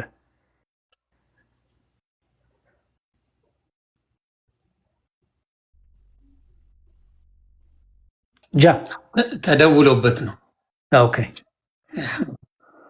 እሺ በቃ ኢቫንጀሊስት ጥያቄዎትን ያቅርቡና ወይ መምህር ብሩክ ወይ መምህር ኤፍሬም ወይ መምህር ብሬ ይመልሱልዎታል። ጥያቄዎትን ይቀጥሉሽ። እሺ አመሰግናለሁ መዝሙር ያሬድ። ጥያቄ ምንድን ነው? እየመለስኩ ነበረ። ተመልሷል። አይ ስልክ ገብቶብ ነው መሰለኝ። ኦኬ አሁን መጣ። ኦኬ ጎ አሄድ። ላነብስ ወይ ታነብልኝ አንተ ከቁጥር 1 እኔ ወደዛ ስሄድ እየጠፋብኝ። አንብበሽ። እሺ አነብልሃለሁ። እሺ አንብብልኝ። እሺ ጻድቃንና ጠቢባን ስራዎቻቸውን በእግዚአብሔር እጅ እንደሆኑ ይህን ሁሉ መረምር ዘንድ በልቤ አኖርኩ። ፍቅር ወይም ጥል ቢሆን ሰው አያውቅም፣ ሁሉ ወደፊታቸው ነው። የጻድቁና የበደለኛው፣ የመልካሙና የክፉ፣ የንጹሕና የርኩሱ፣ መስዋዕትን የሚሰዋውና የማይሰዋው የሰው ሁሉ ድርሻው አንድ ነው። እንደ መልካሙ ሰው አንዴ እዚሽ ጋር አስምር። የሰው ሁሉ ድርሻው ምንድን ነው? አንድ ነው። ሀሳቡን ለማብራራት እንዲመቸኝ ነው ፖይንት ማድረገው። እሺ ችግር የለውም። እሺ እንደ መልካሙ ሰው እንዲሁ ኃጢአተኛው፣ እንደ መሐለኛው ሰው እንዲሁ መሐላን የሚፈራው ነው። አንድ ድርሻ ሁሉ እንዲያገኝ ከፀሐይ በታች በተደረገው ሁሉ ይህ ነገር ክፉ ነው። ይሄ ነገር ክፉ ነው። አንድ ድርሻ አለ ለሁሉም ማለት ነው። ችግር የለም። ተጻራሪዎቹ አሉ። መሐላ የሚወደው የሚጠላው፣ ክፉ የሚያደርገው ማያደርገው ምናምን፣ ግን ለእነዚህ ሁሉ አንድ ድርሻ አላቸው። ያ ነገር ደግሞ ክፉ እንደሆነ ነው ያስተዋለው ጸሐፊው ማለት ነው። ቀጥል። ችግር የለው። ደግሞም የሰው ልጅ ልብ ክፋትን ትሞላለች፣ በህይወታቸውም ሳሉ እብደት በልቦናቸው ነው። ከዚያ በኋላ ወደ ሙታን ይወርዳሉ። ትቀጥል። ከዛ በኋላ ወዴት ይወርዳሉ? ወደ ሙታን ይወርዳሉ። እሺ። ያልሞተ ውሻ ከሞተ አንበሳ ይሻላልና ሰው ከሕያዋን ሁሉ ጋር በአንድነት ቢኖር ተስፋ አለው። ሕያዋን እንዲሞት ያውቃሉና ሙታን ግን አንዳቸው አያውቁም፣ መታሰቢያቸው ተረስቷልና ከዚህ በኋላ ዋጋ የላቸው። በቃ ይበቃኛል። እዚህ ጋር ያለው ሀሳብ ለሁለቱም ተጻራሪ ነገሮች ሞት የሚባል ነገር አላቸው ነው። ከሞተ በኋላ ሰው መታሰቢያ የለው ሚንስ ሀሳቡ በዚህ አውድ መሰረት ጀስት ምድር ላይ ባለ ነገር በህይወት ያለ ማከናወን ማድረግን የሚያበረታታ መሆንን ወደታችን መሄደ ስታነበው በምድር ላይ ያለውን ነገር የሚያበረታታ ወይም በምድር ላይ መኖር እንዳለብህ በአግባቡ መንቀሳቀስ እንዳለብህ እንደ እግዚአብሔር ሐሳብ የሚናገር ነው። ከሞትክ በኋላ ግን አሁን ላይ ባለው ከረንት ላይ ባለው ነገር ላይ ምንም ድርሻ የለህም ነው እንጂ መታሰቢያ የላቸውም። አሁን ለምሳሌ እንደዛ አሁን መታሰቢያ የላቸውም የሚለውን ነገር ኔጌቲቭሊ ወስደን ከተረጎም ነው እኮ አይመጣውም። ለምሳሌ ለንጉስ ዳዊት ለዳዊት ሲል እኮ እግዚአብሔር በአይሁድ ነገስታት በሚነሱት በተለይ ከዳዊት በኋላ በሚነሱት ነገስታት ላይ እንደዚህ የሚል ቃል ታያለ። ብዙ ጊዜ ስለ ባሪያዬ ስለ ዳዊት ሲል የሚል ቃል አለ። ያ ማለት የአንድ ሰው መታሰቢያ በእግዚአብሔር ዘንድ የሰራው መልካም ነገር ይጠፋል ማለት አይደለም። ነገር ግን ከረንትሊ አሁን ባለው ሲቹዌሽን ላይ ያ ሰውዬ አክቲቭ ሆኖ በምድር ላይ እንደነበረው እድል እንደተሰጠው እድል ፈንታ ማድረግ አይችልም ነው። እግዚአብሔር ግን ስለሱና ስላደረገው ነገር መታሰቢያውን በልቡ ይዛል፣ የሚያደርገውንም ያደርጋል። ያልሞተ ውሻ የተባለው ማን ነው? ያ እኮ ሜታፎር ነው እኮ። ከሞተ ማን ነው? በውሻ የተመሰለው ማን ነው? ውሻ ይሻላል ሚንስ እኮ ይሄ ውሻ አክቲቭ ነው፣ ማድረግ ይችላል። አሁን የሰው ልጅ እኮ ምድራዊ ፍጥረት ነው። በነገራችን ላይ ወንድሜ በውሻ የተመሰለው ማን ነው ያልኩ? ፕሊስ ሜታፎር ነው እያልኩ ነው። ሜታፎሩ ማን ነው ሪፕሬዘንት የሚያደርገው? በውሻ የተመሰለው ማን ነው ሪፕሬዘንት የሚያደርገው? የአቅም ጉዳይ ነው። አሁን እኮ እዚህ ጋር ውሻና አንበሳን በንጽጽር ማየት እንችላለን። ምን አይነት ፐርፎርማንስ ምን አይነት እንትን እንዳላቸው አይደል? ግን አንበሳው ከሞት የጠየቁ ጥያቄ በውሻ የተመሰለው ማለት ነው። ታገኘኛለህ ሀሳቤን። እኔም እሱ ነው እያስረዳ ያለሁት። በደቂቃ ኦልሞስት 2-3 ደቂቃ አወራህና እንትኑ በደንብ ዲፋይን አድርግልኝ። ምክንያቱም በደንብ ብጥርጥር አድርገህ ማየት አለብን ይህን ክፍል። ሰው ያልሞተ ውሻ ተብሎ በውሻ የተመሰሉት እነማን ናቸው? ይኸውልህ ከላይ የተገለጸው ክፍል በደንብ አንደርስታንድ ካረከው ይህን ጥያቄ አጠይቅም። ቅድም ፖይንት እያረኩኝ አሳይቻለሁ። ዞሮ ዞሮ ግን አንድ ድርሻ አለው። ይሄ ነገር ደግሞ ክፉ ነው ብለዋል። ሞት የሚባል ነገር ማለት ነው። ዞሮ ዞሮ ይሄ ሞት የሚባለው ነገር ሁሉንም ስለሚያገኛቸው በምድር ላይ ያለ መሆን የሚገባን ነገር ሁን ነው ፖይንቱ። በውሻ የተመሰሉት እነማን ናቸው? ሀሳቡ ይሄ ነው። ውሻና አንበሳን በንጽር የመጣበት ምክንያት አንበሳው ሞቷል፣ ግን አንበሳ በምድር ላይ ያለ ማድረግ የሚችለውን ነገር ውሻው ማድረግ አይችልም። በውሻ የተመሰሉት እነማን ናቸው? ውሻው ግን በህይወት ካለ ከሞተው አንበሳ ይልቅ እሱ አክቲቭ ስለሆነ በምድር ላይ የተሰጠውን እድል ፈንታ መኖር ይችላል ነው። እሺ ቁጥር 1 ላይ ወንድሜ ቁጥር 1 ላይ ኮምፔር እየተደረገ ያሉት እነማን ናቸው? ጻድቃን አሉ። ጻድቃን ጠይባን ተብለው ይጠሩ አሉ አይደል? ስራቸው በእግዚአብሔር እጅ ነው እንደሆነ የሚለው አለ አይደል? ከዛ ደግሞ የጻድቁና የበደለኛው እያለ ሁለት ሰዎችን ኮምፔር እያደረገ ነው አይደል? ጻድቅና በደለኛ እያለ አዎ ፐርፌክት። ጻድቅና በደለኛ ብሎ ኮምፔር እያደረገ መጣ። ፐርፌክት። አሁን ጻድቅና በደለኛ ሁለት አሉ የመጡ ሰው አሁን ምን ታደርግልኛለህ? በውሻ የተመሰሉት ጻድቅ ወይስ በደለኛው? በአንበሳ የተመሰሉት ጻድቅ ወይስ በደለኛው? እንደዚህ አላረግልህም። ይሄ እንደዚህ የሚፈታ ስላልሆነ ነው። ኦኬ ለመስለኝ የምጠይቅህ እኛ ቅዱሳን አያማልዱም ስንል ወንድሜ ቅዱሳን ያማልዳሉ ስንል አያማልዱም በምድር ላይ የሚደረገውን ነገር አንዳች አያውቁም ብላችሁ የምጠቅሱ ጥቅስ ነው አይደል? እኔ በበኩሌ ይሄ አሁን በቃ በህያውነት እና በሙታንነት መካከል ያለውን ልዩነት የሰው ልጅ በምድር ላይ ያለ አክቲቭ በሆነበት ህያው በሆነበት ሰዓት እድሉን መጠቀም ስላለበት ጉዳይ ነው የሚያወራው። ስለ ቅዱሳን አማላጅነት ሌላ ጉዳይ ነው፣ ሌላ ታሪክ ነው። በቃ ስለዚህ ስለ ቅዱሳን አማላጅነት የሆነ ነገር አለው። አሁን ይህንን የሚጠቅሱ ሰዎች ይኖራሉ፣ ግን ስላንተ ነው ወንድሜ፣ ስላንተ አንተ ይህን ጥቅስ ጠቅሷለህ ቅዱሳን አያማልዱ ለማለት ቅዱሳን አያማልዱም ለማለት ሲጀመር ማለት ነው። እኔ ምልጃ የትኛው ምልጃ ብለህ መጠየቅ አለብህ። ጃ ወንድሜ ይሄን ክፍል ነው ያልኩት። እባክህ መክብብ ይጠቀሳል ወይ? ምልጃ ስለ ምልጃ ጠየቀኝ። የትኛው ምልጃ ብዬ ጠይቃለሁ። ቅዱሳን ክርስቲያኖችን በጸሎት የሚያግዙትን ምልጃ፣ በጸሎት መተጋገዝ የምንለው ምልጃ፣ ጸሎት ልመና የምንለው ቅዱሳን ይጸልያሉ። ስማኝ ቆይ፣ ቅዱሳን ይጸልያሉ ይለምናሉ ስንል አይለምኑም ብለህ ይሄን ጥቅስ ታቀርባለህ ወይስ ይሄ ጥቅስ ያን አይመለከትም? እሺ እንድመልስ እድል ስጠኝ። ማለት እኔ በምመልስበት መንገድ ነው ልመልስልህ የምችለው በሚገባኝ ማለት ነው። አንደኛ ነገር ቅዱሳን እነማን ናቸው? ቅዱሳን ራሱ ጽድቅ ማን ነው? ቅድስና የተገኘው በማን ነው? ጃ ወንድሜ እባክህ ይኸውልህ፣ እኔ አሁን እስከ ጥግ ድረስ ከአንተ ጋር እንሄዳለን። ምንም ችግር የለውም። ለምን መሰለህ? ይኸውልህ ወንድም አለ ፖዚቲቭ ሆነ በምመልስበት መንገድ ልመልስልህ። አንድ ደቂቃ ይኸውልህ ጃ ፖዚቲቭ ሆነ ተረዳኝ። ብዙ ጊዜ እኛ ከብዙ 4 ዓመት ምናምን ሆነ ከፕሮቴስታንቶች ጋር በዚህ ጉዳይ ስናወራ ብዙዎቹ የሚጠቅሱት ጥቅስ ይህንን ነው። ዮኒም እርግጠኛ ነኝ ይህን ጥቅስ ታውቀዋለህ ፕሮቴስታንት እየነበርክ።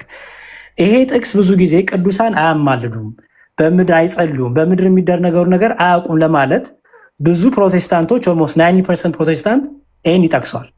አንተ ደግሞ አሁን መጣህና ይሄን የምታይበት ቪው የተለየ ሆነ። ስለዚህ ምን እንደጠየቁ ይሄ ጥቅስ ለቅዱሳን አያማልዱም፣ አይጸልዩም፣ አያውቁም በምድር ላይ የሚደረገው ነገር ለማለት ይጠቀሳል ወይስ አይጠቀስም? ይጠቀሳል ካልከኝ እኔ ብዙ ጊዜ የመጽሐፍ ቅዱስ አረዳዴ አውዳዊ ፍቺን እከተላለሁ። በአውዱ ያለው መልእክት ምንድን ነው የሚለውን እከተላለሁ። ገብቷል? ምናልባት የተለየብል ይሄ በዚህ ምክንያት ከሆነ በዛ ተረዳው። ግን የተለየ አስተሳሰብና አመለካከት ከመጣም አንደርስታንድ ለማድረግ መሞከር ነው። እኔ አሁን ማማለድን አንስታል እዚህ ጋር ኦኬ፣ ከሞቱ በኋላ አይማለዱም ብሎ ይህንን ጥቅስ የሚጠቅሱት አልከኛ። እኔ ደግሞ ስለማማለድና ስለ ቅዱሳን ማምነውን ነገር በአንድ ደቂቃ ውስጥ ብቻ ልንገርህ። አንድ ደቂቃ ሁን፣ አንድ ደቂቃ ብቻ። ቴንክ ዩ። ቅዱሳን ማን ነው? እኔ አዲስ ኪዳን ሰው ነኝ። በኢየሱስ ክርስቶስ አምኜ ወይም ደግሞ ከክርስቶስ ሞትና ልደትና ሞት በኋላ ያለን ህዝቦች ነን እኛ። በአዲስ ኪዳን ውስጥ ነን ያለ ነው አይደል? ቅዱሳን ቅድስና የተቆጠረው በማን ነው? በክርስቶስ ነው። ስለዚህ ቅዱሳን ብሎ እግዚአብሔር የሚጠራቸው እነማንን ነው? አሁን ላይ በአዲስ ኪዳን በኢየሱስ ክርስቶስ ያመነ አምኖ የዳነ ሁሉ ቅዱሳን ነው። ስለዚህ ጸሎትን አንዱ ለአንዱ ቢጸልይ እግዚአብሔር ይሰማዋል፣ እግዚአብሔር ያንን ያደምጣል። ይህንንም ኢንክሉድ አድርጎ ማሰብ ተገቢ ነው። ማን ነው ለማን መማለድ ስትለኝ ግን ሌላ ትልቅ ሰፊ ነገር አለው። መማለድ የሚችለው ማን ነው? መጽሐፍ ቅዱስ በጢሞቴዎስ መልእክት ላይ መካከለኛነትን ለኢየሱስ ክርስቶስ ብቻ ያለ ነገር እንደሆነ ይነግራል። መካከለኛ ሆኖ ሰዎችን ማማለድን የማየው እኔ ከእግዚአብሔር ጋር ማስታረቅን በዚህ መልኩ ነው። ግን ሰው ለሰው የሚጸልየውን ነገር ማንኛውም ቅዱሳን ማድረግ ይችላል። አንተ መጸለይ ይችላለሁ። ማማለድ ማለት ነው። ለምሳሌ ኢየሱስ ክርስቶስ ያማልዳል ስትል ምን ይላል እያልክ ነው? በደሙ ያስታርቃል ማለት ነው። ኦኬ። ስለዚህ ስለ ክርስቶስ ስናወራ እንደዚህ ያርግላቸው እባክህ ምናምን አይደለም። ስለ ክርስቶስ ስናወራ ልዩ ብቃትም የተሰጠው ለሱ ብቻ ነው፣ ሰውና አምላክ ስለሆነ። ስለ ክርስቶስ ስናወራ ስለ ቤዛነቱ ስለ ደሙ ማፍሰስ ነው የምናወራ አይደል? ያ ዳስ ማማለድ ስለኛ የሚማልደው።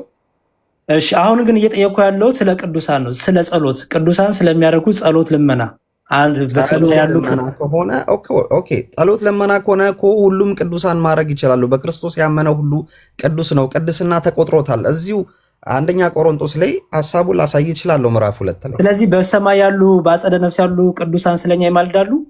ዳዝን ሜክ ሴንስ ይኸውልህ፣ ማለዱ አሁን ጸለዩ ማለዱ ማለት የቤዛነትን ስራ ይሰራሉ ከሆነ ኢስ ሮንግ። ማን ያለው እንደዛ ነው?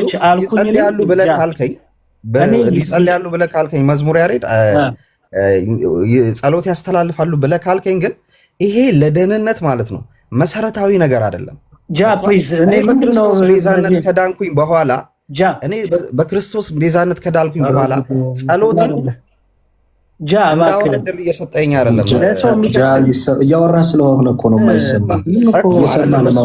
በአንድ ቃላት ይገባልና መዝሙር እድል ሰጠኝ እንዴ? ስንት ጊዜ እድል ተሰጠ? ስታወራ ቢያንስ ጆሮህንም ከፍተህ ብታወራ የሚለን ግራውንድ ያለው ሀሳብ እያወራሁ ስለሆነ አታክ ለማድረግ ነው እየሄዳችሁ ያላችሁት።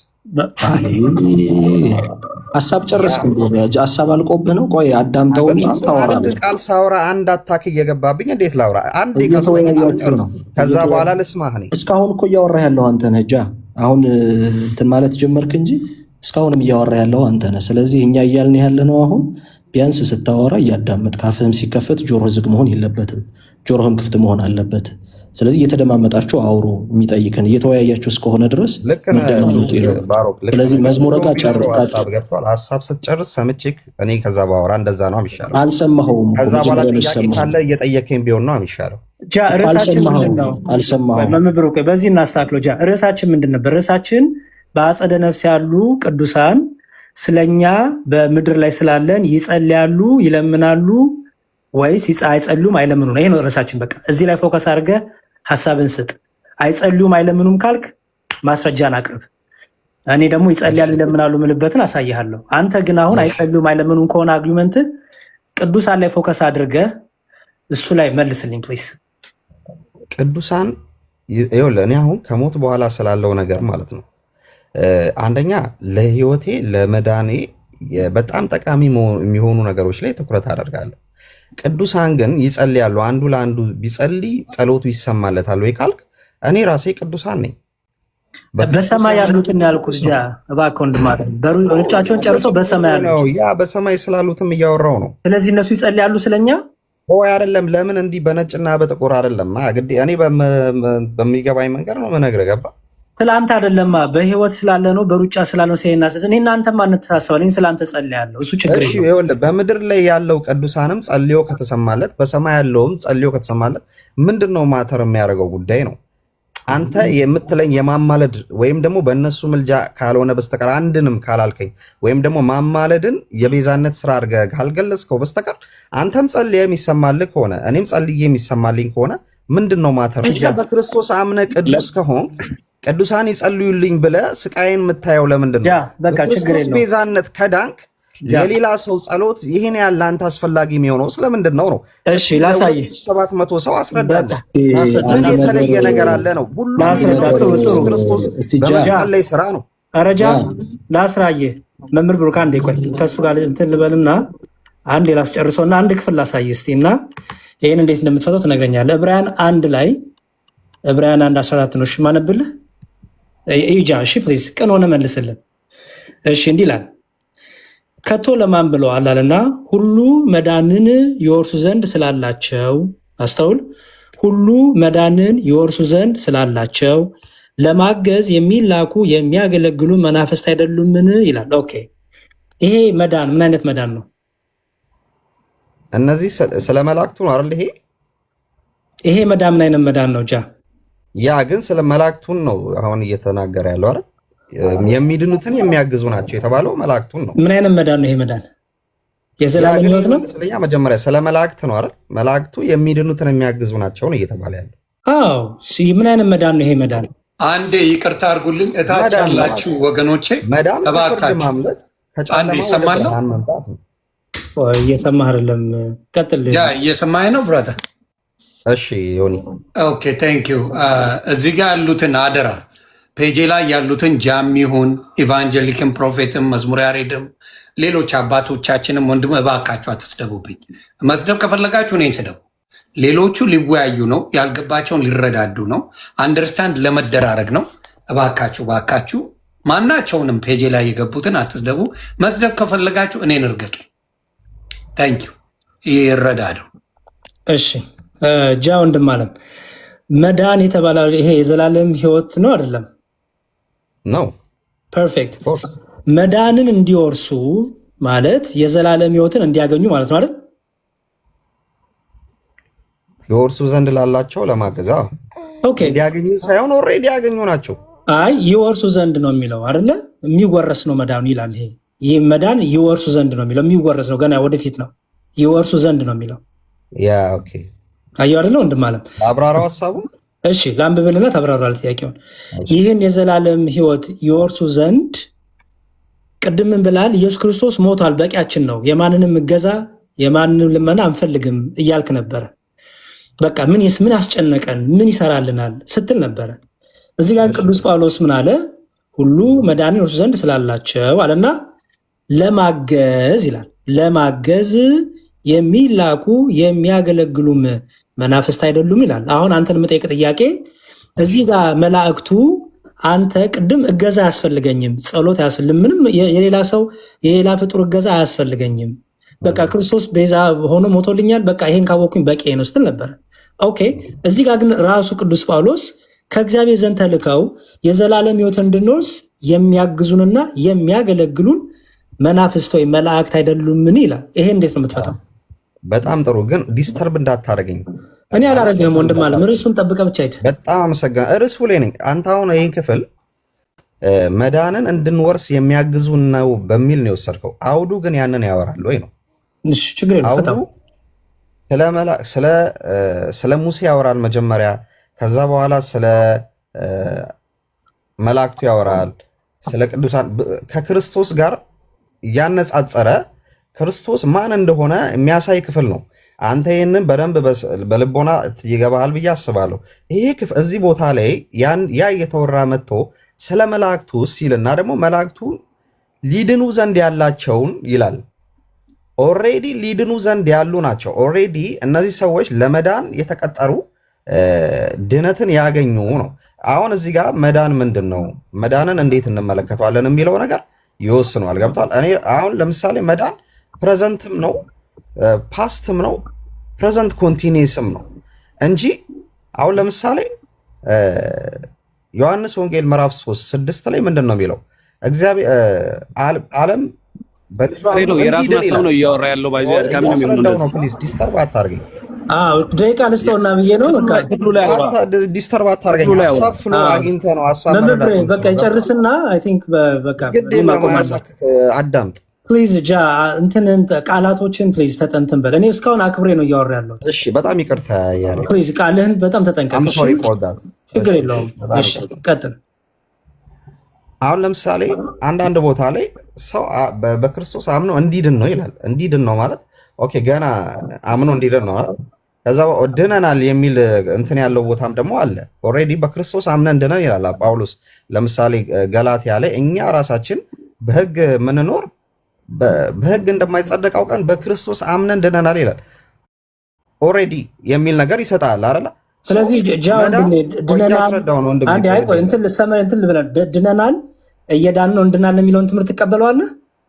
እኔ ድነናል ብዬ ነው ሙሉ ለሙሉ መወስደው።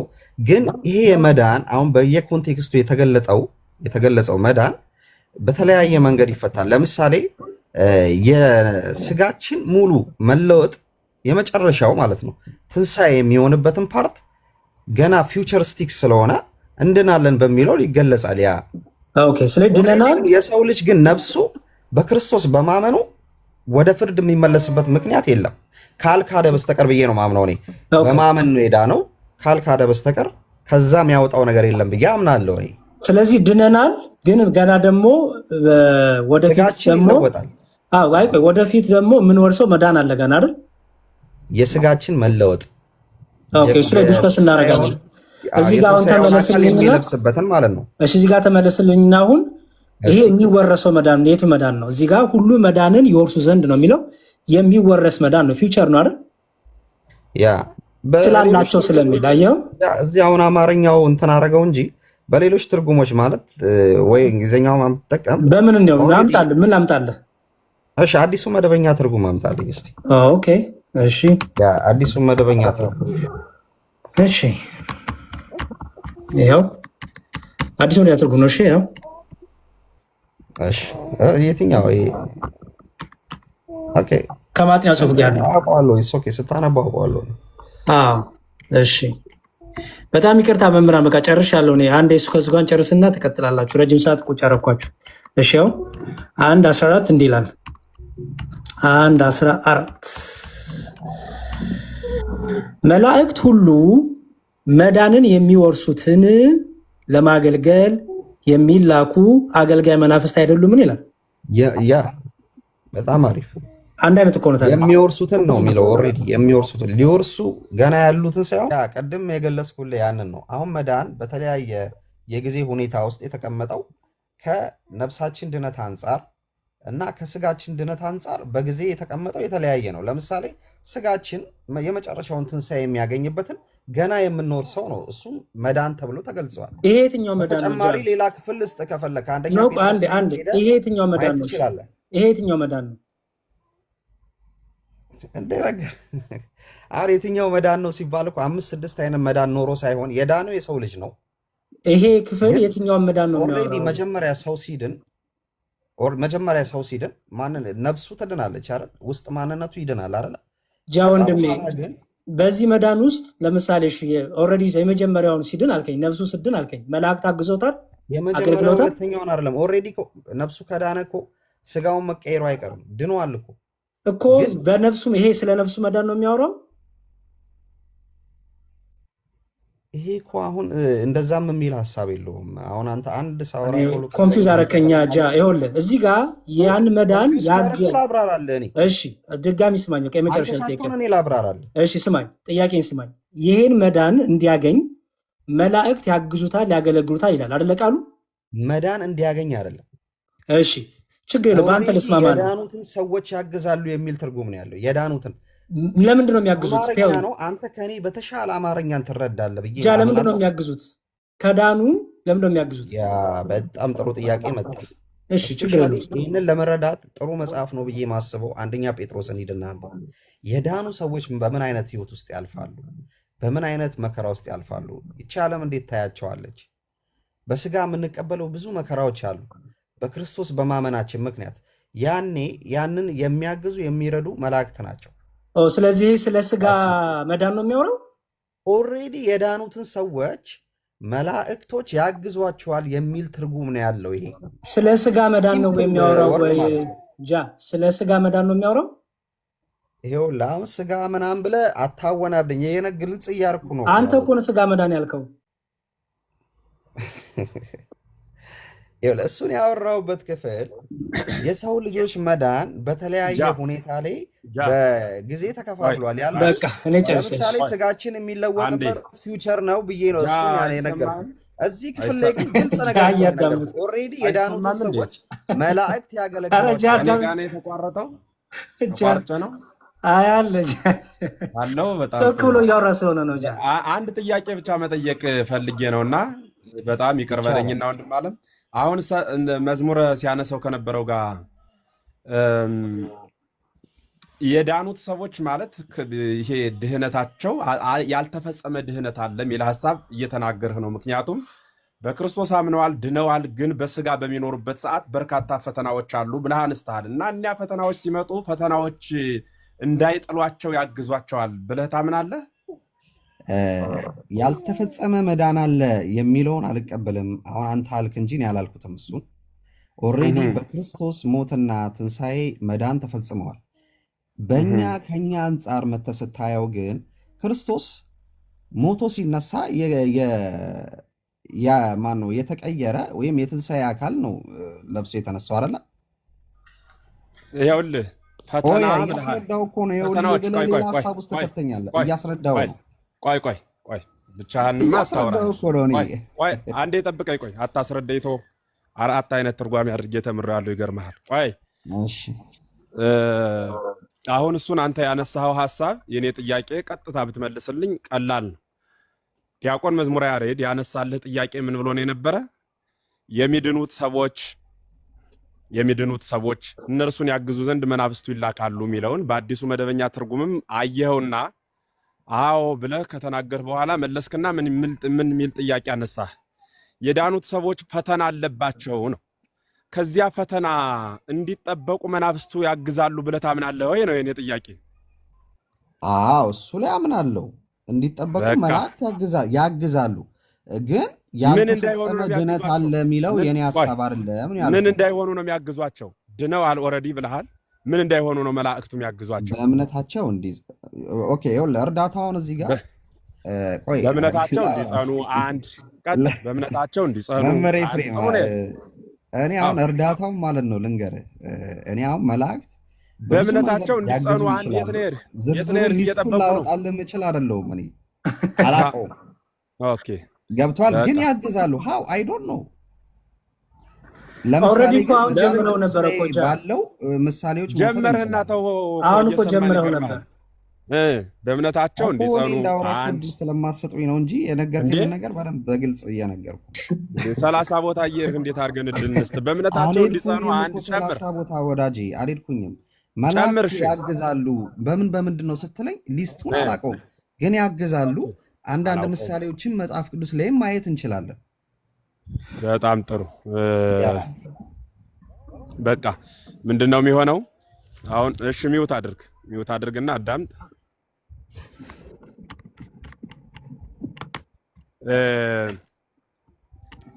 በእምነታቸው እንዲጸኑ የሚለውን ሐሳብ በስርዓት ተናግሯል። እኛም ይገርማል ቅዱሳኑም ያግዙን በእምነታችን እንድንጸና ነው። አላዊ ንጉሥ ከሃዲ ጳጳስ መጥቶ ፈተናዎች ሲበዙብን ከክርስቶስ ቤት ዘለን እንዳንወጣ በቤቱ እስከ መጨረሻው የሚጸናማ ይድናል ተብሎ በመጽሐፍ ቅዱስ ተነግሯል። ሐዋርያው ዮሐንስም ሲናገር በመልእክቱ አዲ ኢተአምረ ለነ ከመምንተን ከውን ብሏል። ገና ምን እንደምን ሆነ አልታወቀልንም ብሏል። ምክንያቱም ልንወድቅ እንችላለን ማለቱ ነው። በሌላም የመጽሐፍ ቅዱስ ክፍል ማንም የቆመ ቢመስለው እንዳይወድቅ ይጠንቀቅ ተብሏል። የቆመ ቢመስለው እንዳይወድቅ ይጠንቀቅ ማለት የሚያምን ቢመስለውም እንዳይክድ ይጠንቀቅ ነው። ከቤቱ አለሁ ብሎ ቢያስብም ወይም ከቤቱ ቢኖርም እንዳይወጣ ይጠንቀቅ፣ ራሱን ይጠብቅ ነው። ለዚህ ሩጫችን እስክንጨርስ ድረስ የሚጠብቁን ቅዱሳኑ ናቸው ማለት ነው። ጸሎታቸው ያግዘናል። ቀላቅሎ ግን የክርስቶስን የቤዛነት ድህነት በመስቀል ላይ ያደረገው ለዓለም ራሱን የሰጠበት ዓለምን ያዳነበት ይህ መስመር በማንም እና በምንም የማይደገም ብቸኛ ለቤዛነቱ ገሌ አግዞታል ገሌ ረድቶታል አንልም። ቤዛ የሆነን ስግው የሆነው አካላዊ ቃል እርሱ ኢየሱስ ክርስቶስ ብቻ ነው። ይህንን ቤዛነት ከቅዱሳኑ ረዳትነትና ከቅዱሳኑ ምልጃ ጋር አያይዞ ግብረ መልስ መስጠት ነውር ነው። ምክንያቱም ቅድም ስታነሳ ስለሰማው ማለት ነው። መምህር 100% እስማማለሁ ከዚህ ሐሳብ ጋር 100%። በጣም ጥሩ። በዚህ ሐሳብ ከተስማማህ ይህን የቤዛነት ሥራ ሲሰራ ክርስቶስ በቀኙ የተሰቀለ ማንም የለም፣ በግራውም የተሰቀለ ማንም የለም። የተሰቀለም ካለ በራሱ ኃጢአት እንጂ ለዓለም ድነት የተሰቀለ የለም። በመስቀሉ ዓለምን ያዳነ ወልደ እግዚአብሔር ኢየሱስ ክርስቶስ ብቻና ብቻ ነው ቤዛ የሆነን። ቤዛ ማለት ራሱን ለኛ መስጠት ማለት ነው። ራሱን ለዓለም የሰጠ ደግሞ ክርስቶስ ነው። ይህ የቤተ ክርስቲያኗ ቋሚ አስተምህሮ ነው። ራሱን የሰጠን ክርስቶስ፣ በእርሱ እንድናምን የነገረን ክርስቶስ የሰጠንን ቅዱስ ሥጋና ክቡር ደም መቀበል፣ በእርሱ አምነን ለዘላለም ጸንቶ መኖር እኒን አልችል ስንል ወደ ኋላ ሰይጣን ሲያዘገየን፣ ሰው እንደምታውቀው ከገነት የወጣው ሰይጣን ፈትኖት ነው። በሰይጣን ፈተና ገነትን እንደለቀቀ ቅዱስ መጽሐፍ ይናገራል አይደል? ምድር ላይ መጠን ግን አልተወንም። ቅድመ ጠላታችን ነውና ተከትሎ ይመጣል። በጥላቻ በዝሙት በስርቆት ሌላም ሕግ በማፍረስ ከሃይማኖት በመውጣት ከቤተ ክርስቲያን በማፈንገጥ እንድንኖር ያደርጋል፣ ይፈትናል።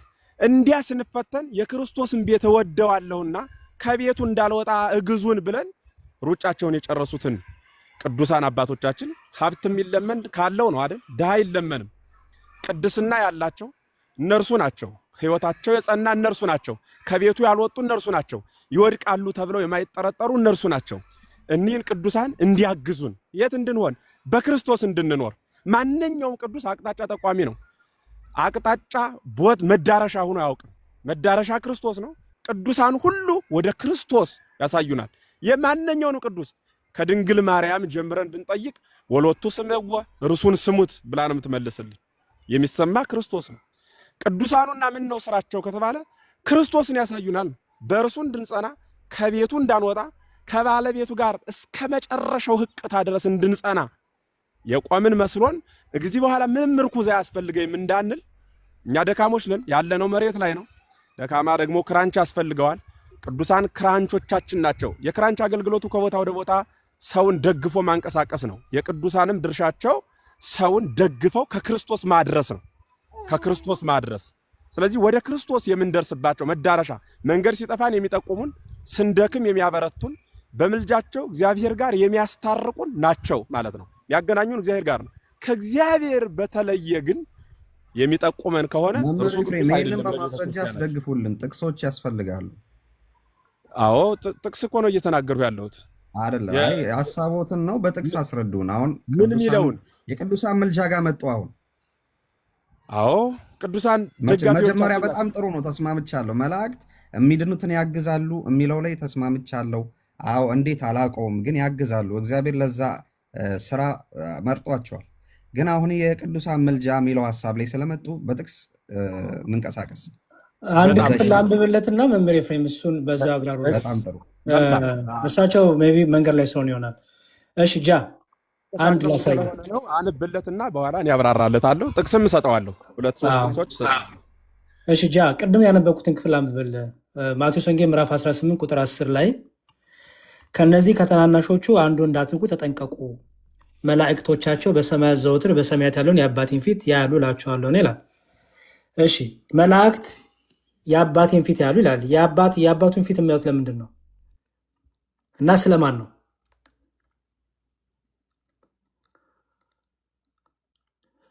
ጃሚዩት ላይ እያወራ ከሆነ መላእክት የአባቴን ፊት ያያሉ የሚለውን እንረዳው። የአባቴን ፊት ያያሉ በሚለው ነው። ሌላ ምንም ትርጉም የለውም። ያያሉ ስለማ ፊት ማየት ማለት ነው። አሁን ይኸውልህ አንተ ልትነግረኝ የምትፈልገው ሀሳብ ካለ ንገረኝ። እኔ ምንም አልነግርህም። የሚለውን እንደዛው እንደ ግርድፉ ያያሉ ነው። እንዴት ያያሉ ምናምን፣ ይሄ መንፈሳዊ ነገር ነው። እንዴት አድርጌ እኔ ልገልጽልህ እችላለሁ? ማስረጃ ስጡኝ እኮ አልክ ወንድሜ ጃ፣ ፕሩፍ ስጡኝ። መላእክት ስለኛ እንደሚጸልዩ ማስረጃ ስጡኝ አልክ። አመጣውና ይኸው ከነዚህ ከተናናሾቹ አንዱ እንዳትንቁ የተናገረው ኢየሱስ ክርስቶስ ነው። ከነዚህ ከተናናሾቹ አንዱን እንዳትንቁ ተጠንቀቁ፣ መላእክቶቻቸው አለ። መላእክቶቻቸው አለ። እነዚህ የሚናቁት ነው አይደል? እሺ መላእክቶቻቸው በሰማያት ዘውትር በሰማያት ያለውን የአባቴን ፊት ያያሉ እላችኋለሁና።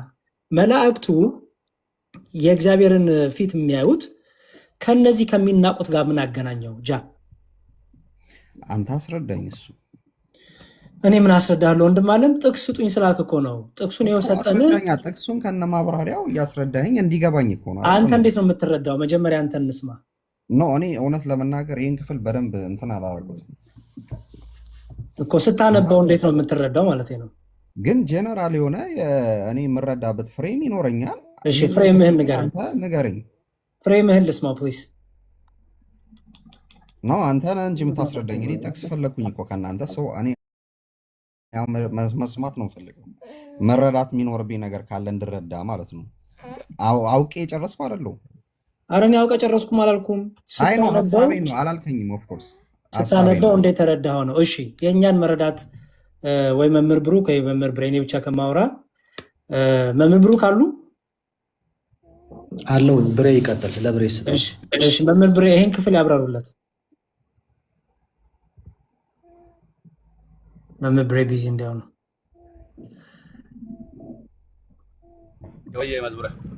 መንገድ ላይ ነው። ይመቾታል? እሰማለሁ።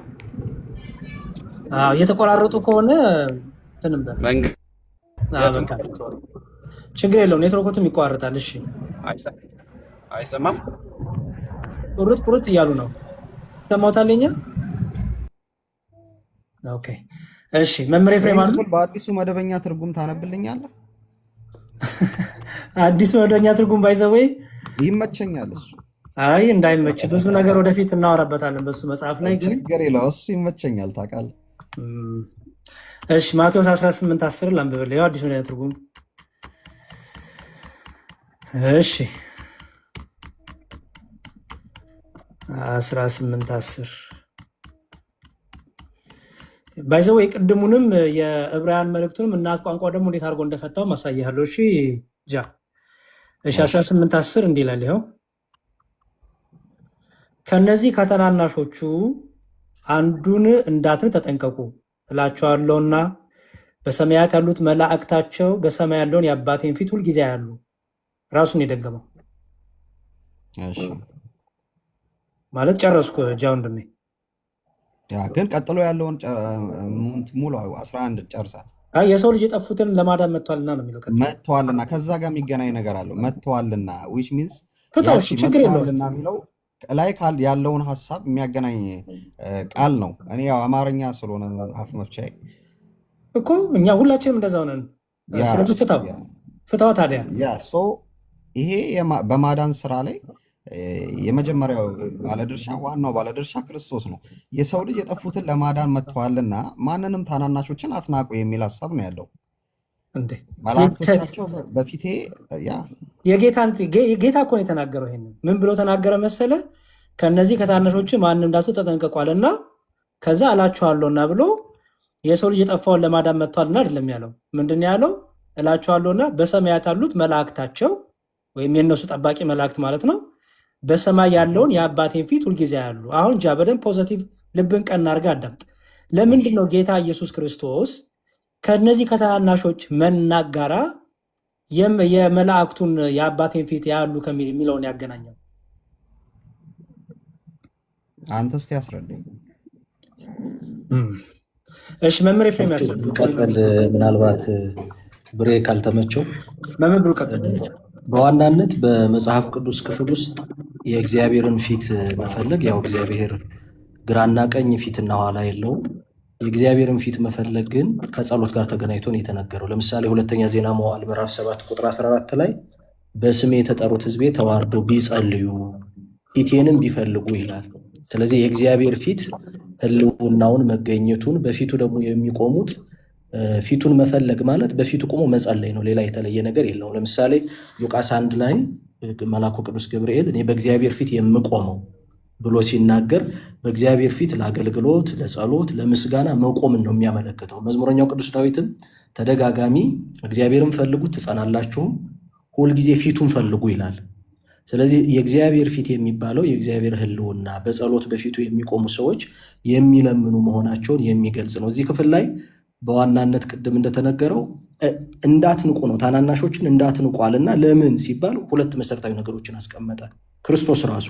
አንደኛ መላእክቶቻቸው ዘወትር የአባቴን ፊት ያያሉና ማለት እነዚህ ሰዎች የሚናቁ አይደለም። በሚታየው በዓለም ላይ ተራ ነገር ላይ ተገንተው የሚናቁበት አለባበሳቸው ሊሆን ይችላል፣ ስታተሳቸው ሊሆን ይችላል። ያሉበት ሁኔታ እንዲናቁ የሚጋብዝ ታናናሽ እንዲባሉ የሚጋብዝ ቢሆንም መላእክቶች አሏቸው። እነዛ መላእክቶች የማንን ፊት የሚያዩ ናቸው? የእግዚአብሔርን ፊት የሚያዩ ማለት የሚጸልዩላቸው ማለት ነው። ምክንያቱም የእግዚአብሔር ፊት በመጽሐፍ ቅዱስ ትምህርት ተደጋጋሚ ከጸሎት ጋር ተገናኝቶ የተጠቀሰ ስለሆነ መላእክቶቻቸው የአባቴን ፊት ያያሉ ምን ብለው? ኦልሬዲ ስለነሱ ይጸልዩላቸዋል ማለት ነው።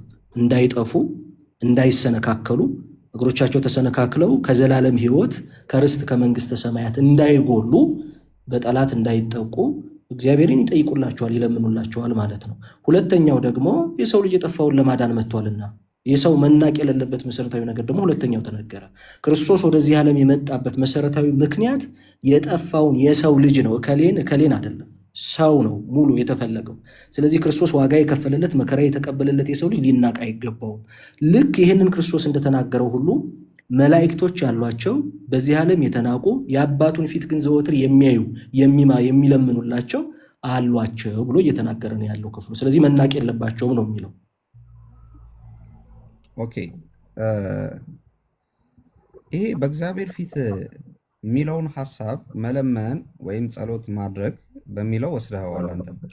እርግጠኛ መሆን አይቻልም በዚህ ምክንያቱም ጳውሎስ ለምሳሌ በእግዚአብሔር ፊት ሆነን እነግራቸዋለን ምናምን እንደዚህ ሐዋርያቶች እንደዚህ አይነት አገላለጾችን ይጠቀማሉ። ያ ማለት እነሱ በምድር ላይ አክቲቭ ሆነው እያገለገሉ ባነበረበት ሰዓት በእግዚአብሔር ፊት ሆነን ሲሉ እየለመንም ምናምን ለማለት አይደለም። በቃ ለምን አተረጉሙ? ምን ለማለት ነው? አሁን ምን ታደርጋለህ መሰለህ? እኔ የጠቀሱት ከመጽሐፍ ቅዱስ ነው። እያንዳንዱ ፊት የሚለው ሐሳብ የእግዚአብሔርን መገኘት፣ የእግዚአብሔርን ህልውና፣ የእግዚአብሔር ፍርዱ ነው የሚተረጎምባቸው አሉ። ግን እዚህ ጋር ኮንቴክስቱን ስትመለከተው መላእክቶቻቸው የሚለው ለጥቅማቸው ነው የሚናገረው። ታናናሾች ለተባሉ ለጥቅማቸው እንጂ ለጉዳታቸው የተነገረ ቃል አይደለም። እንዳትንቁ የሚለው እኮ ፖዘቲቭ ነው። እነዚህን እንዳትንቁ ማለት ፖዘቲቭ እኮ ነው እየተነገረ ያለው። ለጥቅማቸው ነው የሚያዩት የአባታቸውን ፊት። እነዚህ ታናናሾች የተባሉት መላእክቶቻቸው የእግዚአብሔርን ፊት ያሉ ከተባለ መጽሐፍ ቅዱስ ላይ ፖዘቲቭ ስለሆነ ይሄ ሐሳቡ ሁለተኛ ዜና መዋዕል ምዕራፍ 7 ቁጥር 14ን የእግዚአብሔርን ፊት ማየት ከጸሎት ጋር ይገናኛል። እንዴት? እኔ እኮ የጠቀስኩት ከመጽሐፍ ነው። ምን አለ?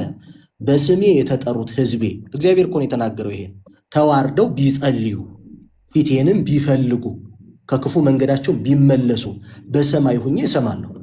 እዚህ ክፍል ላይ ፊቱን ማየት ህልውናውን መፈለግ ፊቱን መፈለግና በፊቴ ይሆናሉ ማለት የተለያየ ነው። መፈለግ ኦፍኮርስ ጸሎት ነው። ፊትን መፈለግ ጸሎት ነው። በብዙ ቦታዎች በዛ መልኩ ተገልጸዋል። ሶ ታዲያ አሁን ፖዚቲቭሊ ይሄን ካልተረዳኸው ምን አይነት ትርጉም ሊሰጠው ነው? አሁን ፊቴን ይፈልጋሉ አይደለም የሚለው። ለምን አተረጉመም? ጃ ተርጉሞ አንተ ፕሊዝ ንገረን ያንተን ትርጉም። ይሄ አሁን እኔ ጀነራል እሳቤ ከየት ይመነጫል መሰለ? መላእክት የሚድኑትን ያግዛሉ ከሚለው ሀሳብ ጋር አያይዤ አስበዋለሁ። አይደለም ጌታ የተናገረው ታማኝ መዳን ውስጥ ወንድም አለም ታማኝ ሆነ ቃሉን ፍታው። ከነዚህ ከታናናሾቹ መካከል አንዱን አንድ ስማኝ እንዳትንቁ ተጠንቀቁ ነው የሚለው። ከነዚህ ከታናናሾች መናገር ነው ጌታ አያይዞ እላችኋለሁና በሰማያት ያሉት መላእክታቸው በሰማይ ያሉን የአባቴን ፊት ሁልጊዜ ያሉ ያለው። ስለዚህ አንተ ፍታልን። አሁን ከነዚህ ከታናናሾች ጋር መናጋ መላእክቱ የእግዚአብሔርን ፊት ማየት ምን አገናኘው? በቃ የመጨረሻችን ፍታልና እንጨርስ። እሺ አሁን ይኸውልህ ምክንያቱ የመጨረሻው መደምደሚያው የሰው ልጅ የጠፉትን ለማዳን መጥተዋልና ብሎ ነው የሚዘጋው አይደለ? ዊች ሚንስ ማንም የሚናቅ የለም ክርስቶስ ሰውን ለማዳን እስከመጣ ድረስ። መላእክቱ ደግሞ በእግዚአብሔር ፊት መላእክቶቻቸው ይላል። ምንም ዲናይ ማድረግ አንችልም። በእግዚአብሔር ፊት አሉ ይላል አይደለ? ፊት ያያሉ ነው የሚለው። አሉ ሲሆን ያያሉ ነው የሚለው። በእግዚአብሔር ፊት ያያሉ። ኦኬ ስለማን ነው የእግዚአብሔርን ፊት የሚያዩት? ሀሳቤ ላይ እንትን አደረክኝና ላውራ ግድ የለም እየመለስኩልህ ነው። እና እኔ በመሰረታዊነት የሚድኑትን መላእክቶች እንደሚያግዙ መጽሐፍ ቅዱስ ይነግረናል። ሀው የሚለው ላይ ነው ልዩነትና የአመለካከት ልዩነት የሚመጣው። ገብቷል? አሁን እዚህ ጋር ያያሉ ነው የሚለው። አንተ በጸሎት ነው አልከኝና በጸሎት ያለውን ነገር ልታስረዳኝ ሞክር። ለእኔ ደግሞ ፊትን መፈለግ የሚለውን ሀሳብ ወስደ ፊቴን ያያሉ ከሚለው ጋር አንድ ላይ አድርገህ ልትፈታልኝ ሞከር ወንድሜ ብሩክ። አንተ ፍታው እኛን ትሆንና ፕሊዝ። አንተ ለምሳሌ ፊት ማየት የሚለውን ፍታውና ንገረን። የእኛን ቶ እኛማ ነገርን እንትን አላልከውም። አሁን ያንተን ፊት ፍታለን። የእግዚአብሔርን ፊት የሚለው ሁልጊዜ ያሉ የሚለው በዚህ አውድ ላይ መላእክቱ ምን ያደርጋሉ ማለት ነው?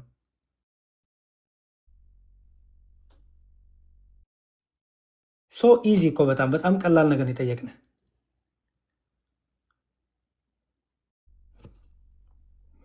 በቃ ጥሩ ችግር የለውም። ኢቫንጀሊስት እና ፕሮፌትን እንግዲህ ቀጥሎን ማውራት እንችላለን። ነገር ግን መዝሙር ልጁ ላይ የሆኑ ሀሳቦችን ሪፍሌክት ብናደርግ ነው ወይስ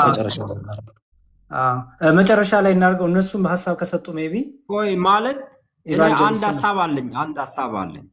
ቆይ ኢቫንጀሊስት ሀሳብ ሳይሆን ይሄን ይፍቱልን መጀመሪያ። እሱን ፈታለሁ። በዛ ዙሪያ ነው ቅድም ዕብራውያን መልእክት ምዕራፍ 2 ላይ ያለውም ሀሳብም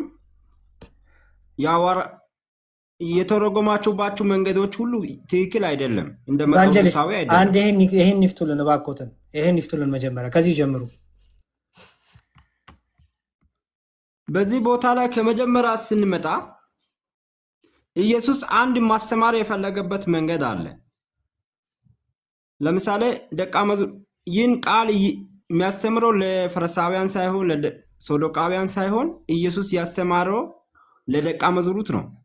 እያስተማረ ምንድነው? በእነሱ መካከል አንዱ ከአንዱ ይበልጣል የሚል ሀሳብ ነበራቸው። በማ መካከል? ይቅርታ ኢቫንጀሊስት በማ ቁጥር 1 ላይ ይናገራል። ምናልባት ቁጥር 1 ወደ ቁጥር 1 ሂድና ምዕራፍ 18 ቁጥር 1 ጀምረ ብታነብ ያሳያል መጽሐፍ ቅዱስ። አንድ ኢቫንጀሊስት እዚህ ጋር ከታናናሾቹ መካከል እንዳትንቁ ያለው ሐዋርያትን እርስ በርሳቸው ነው።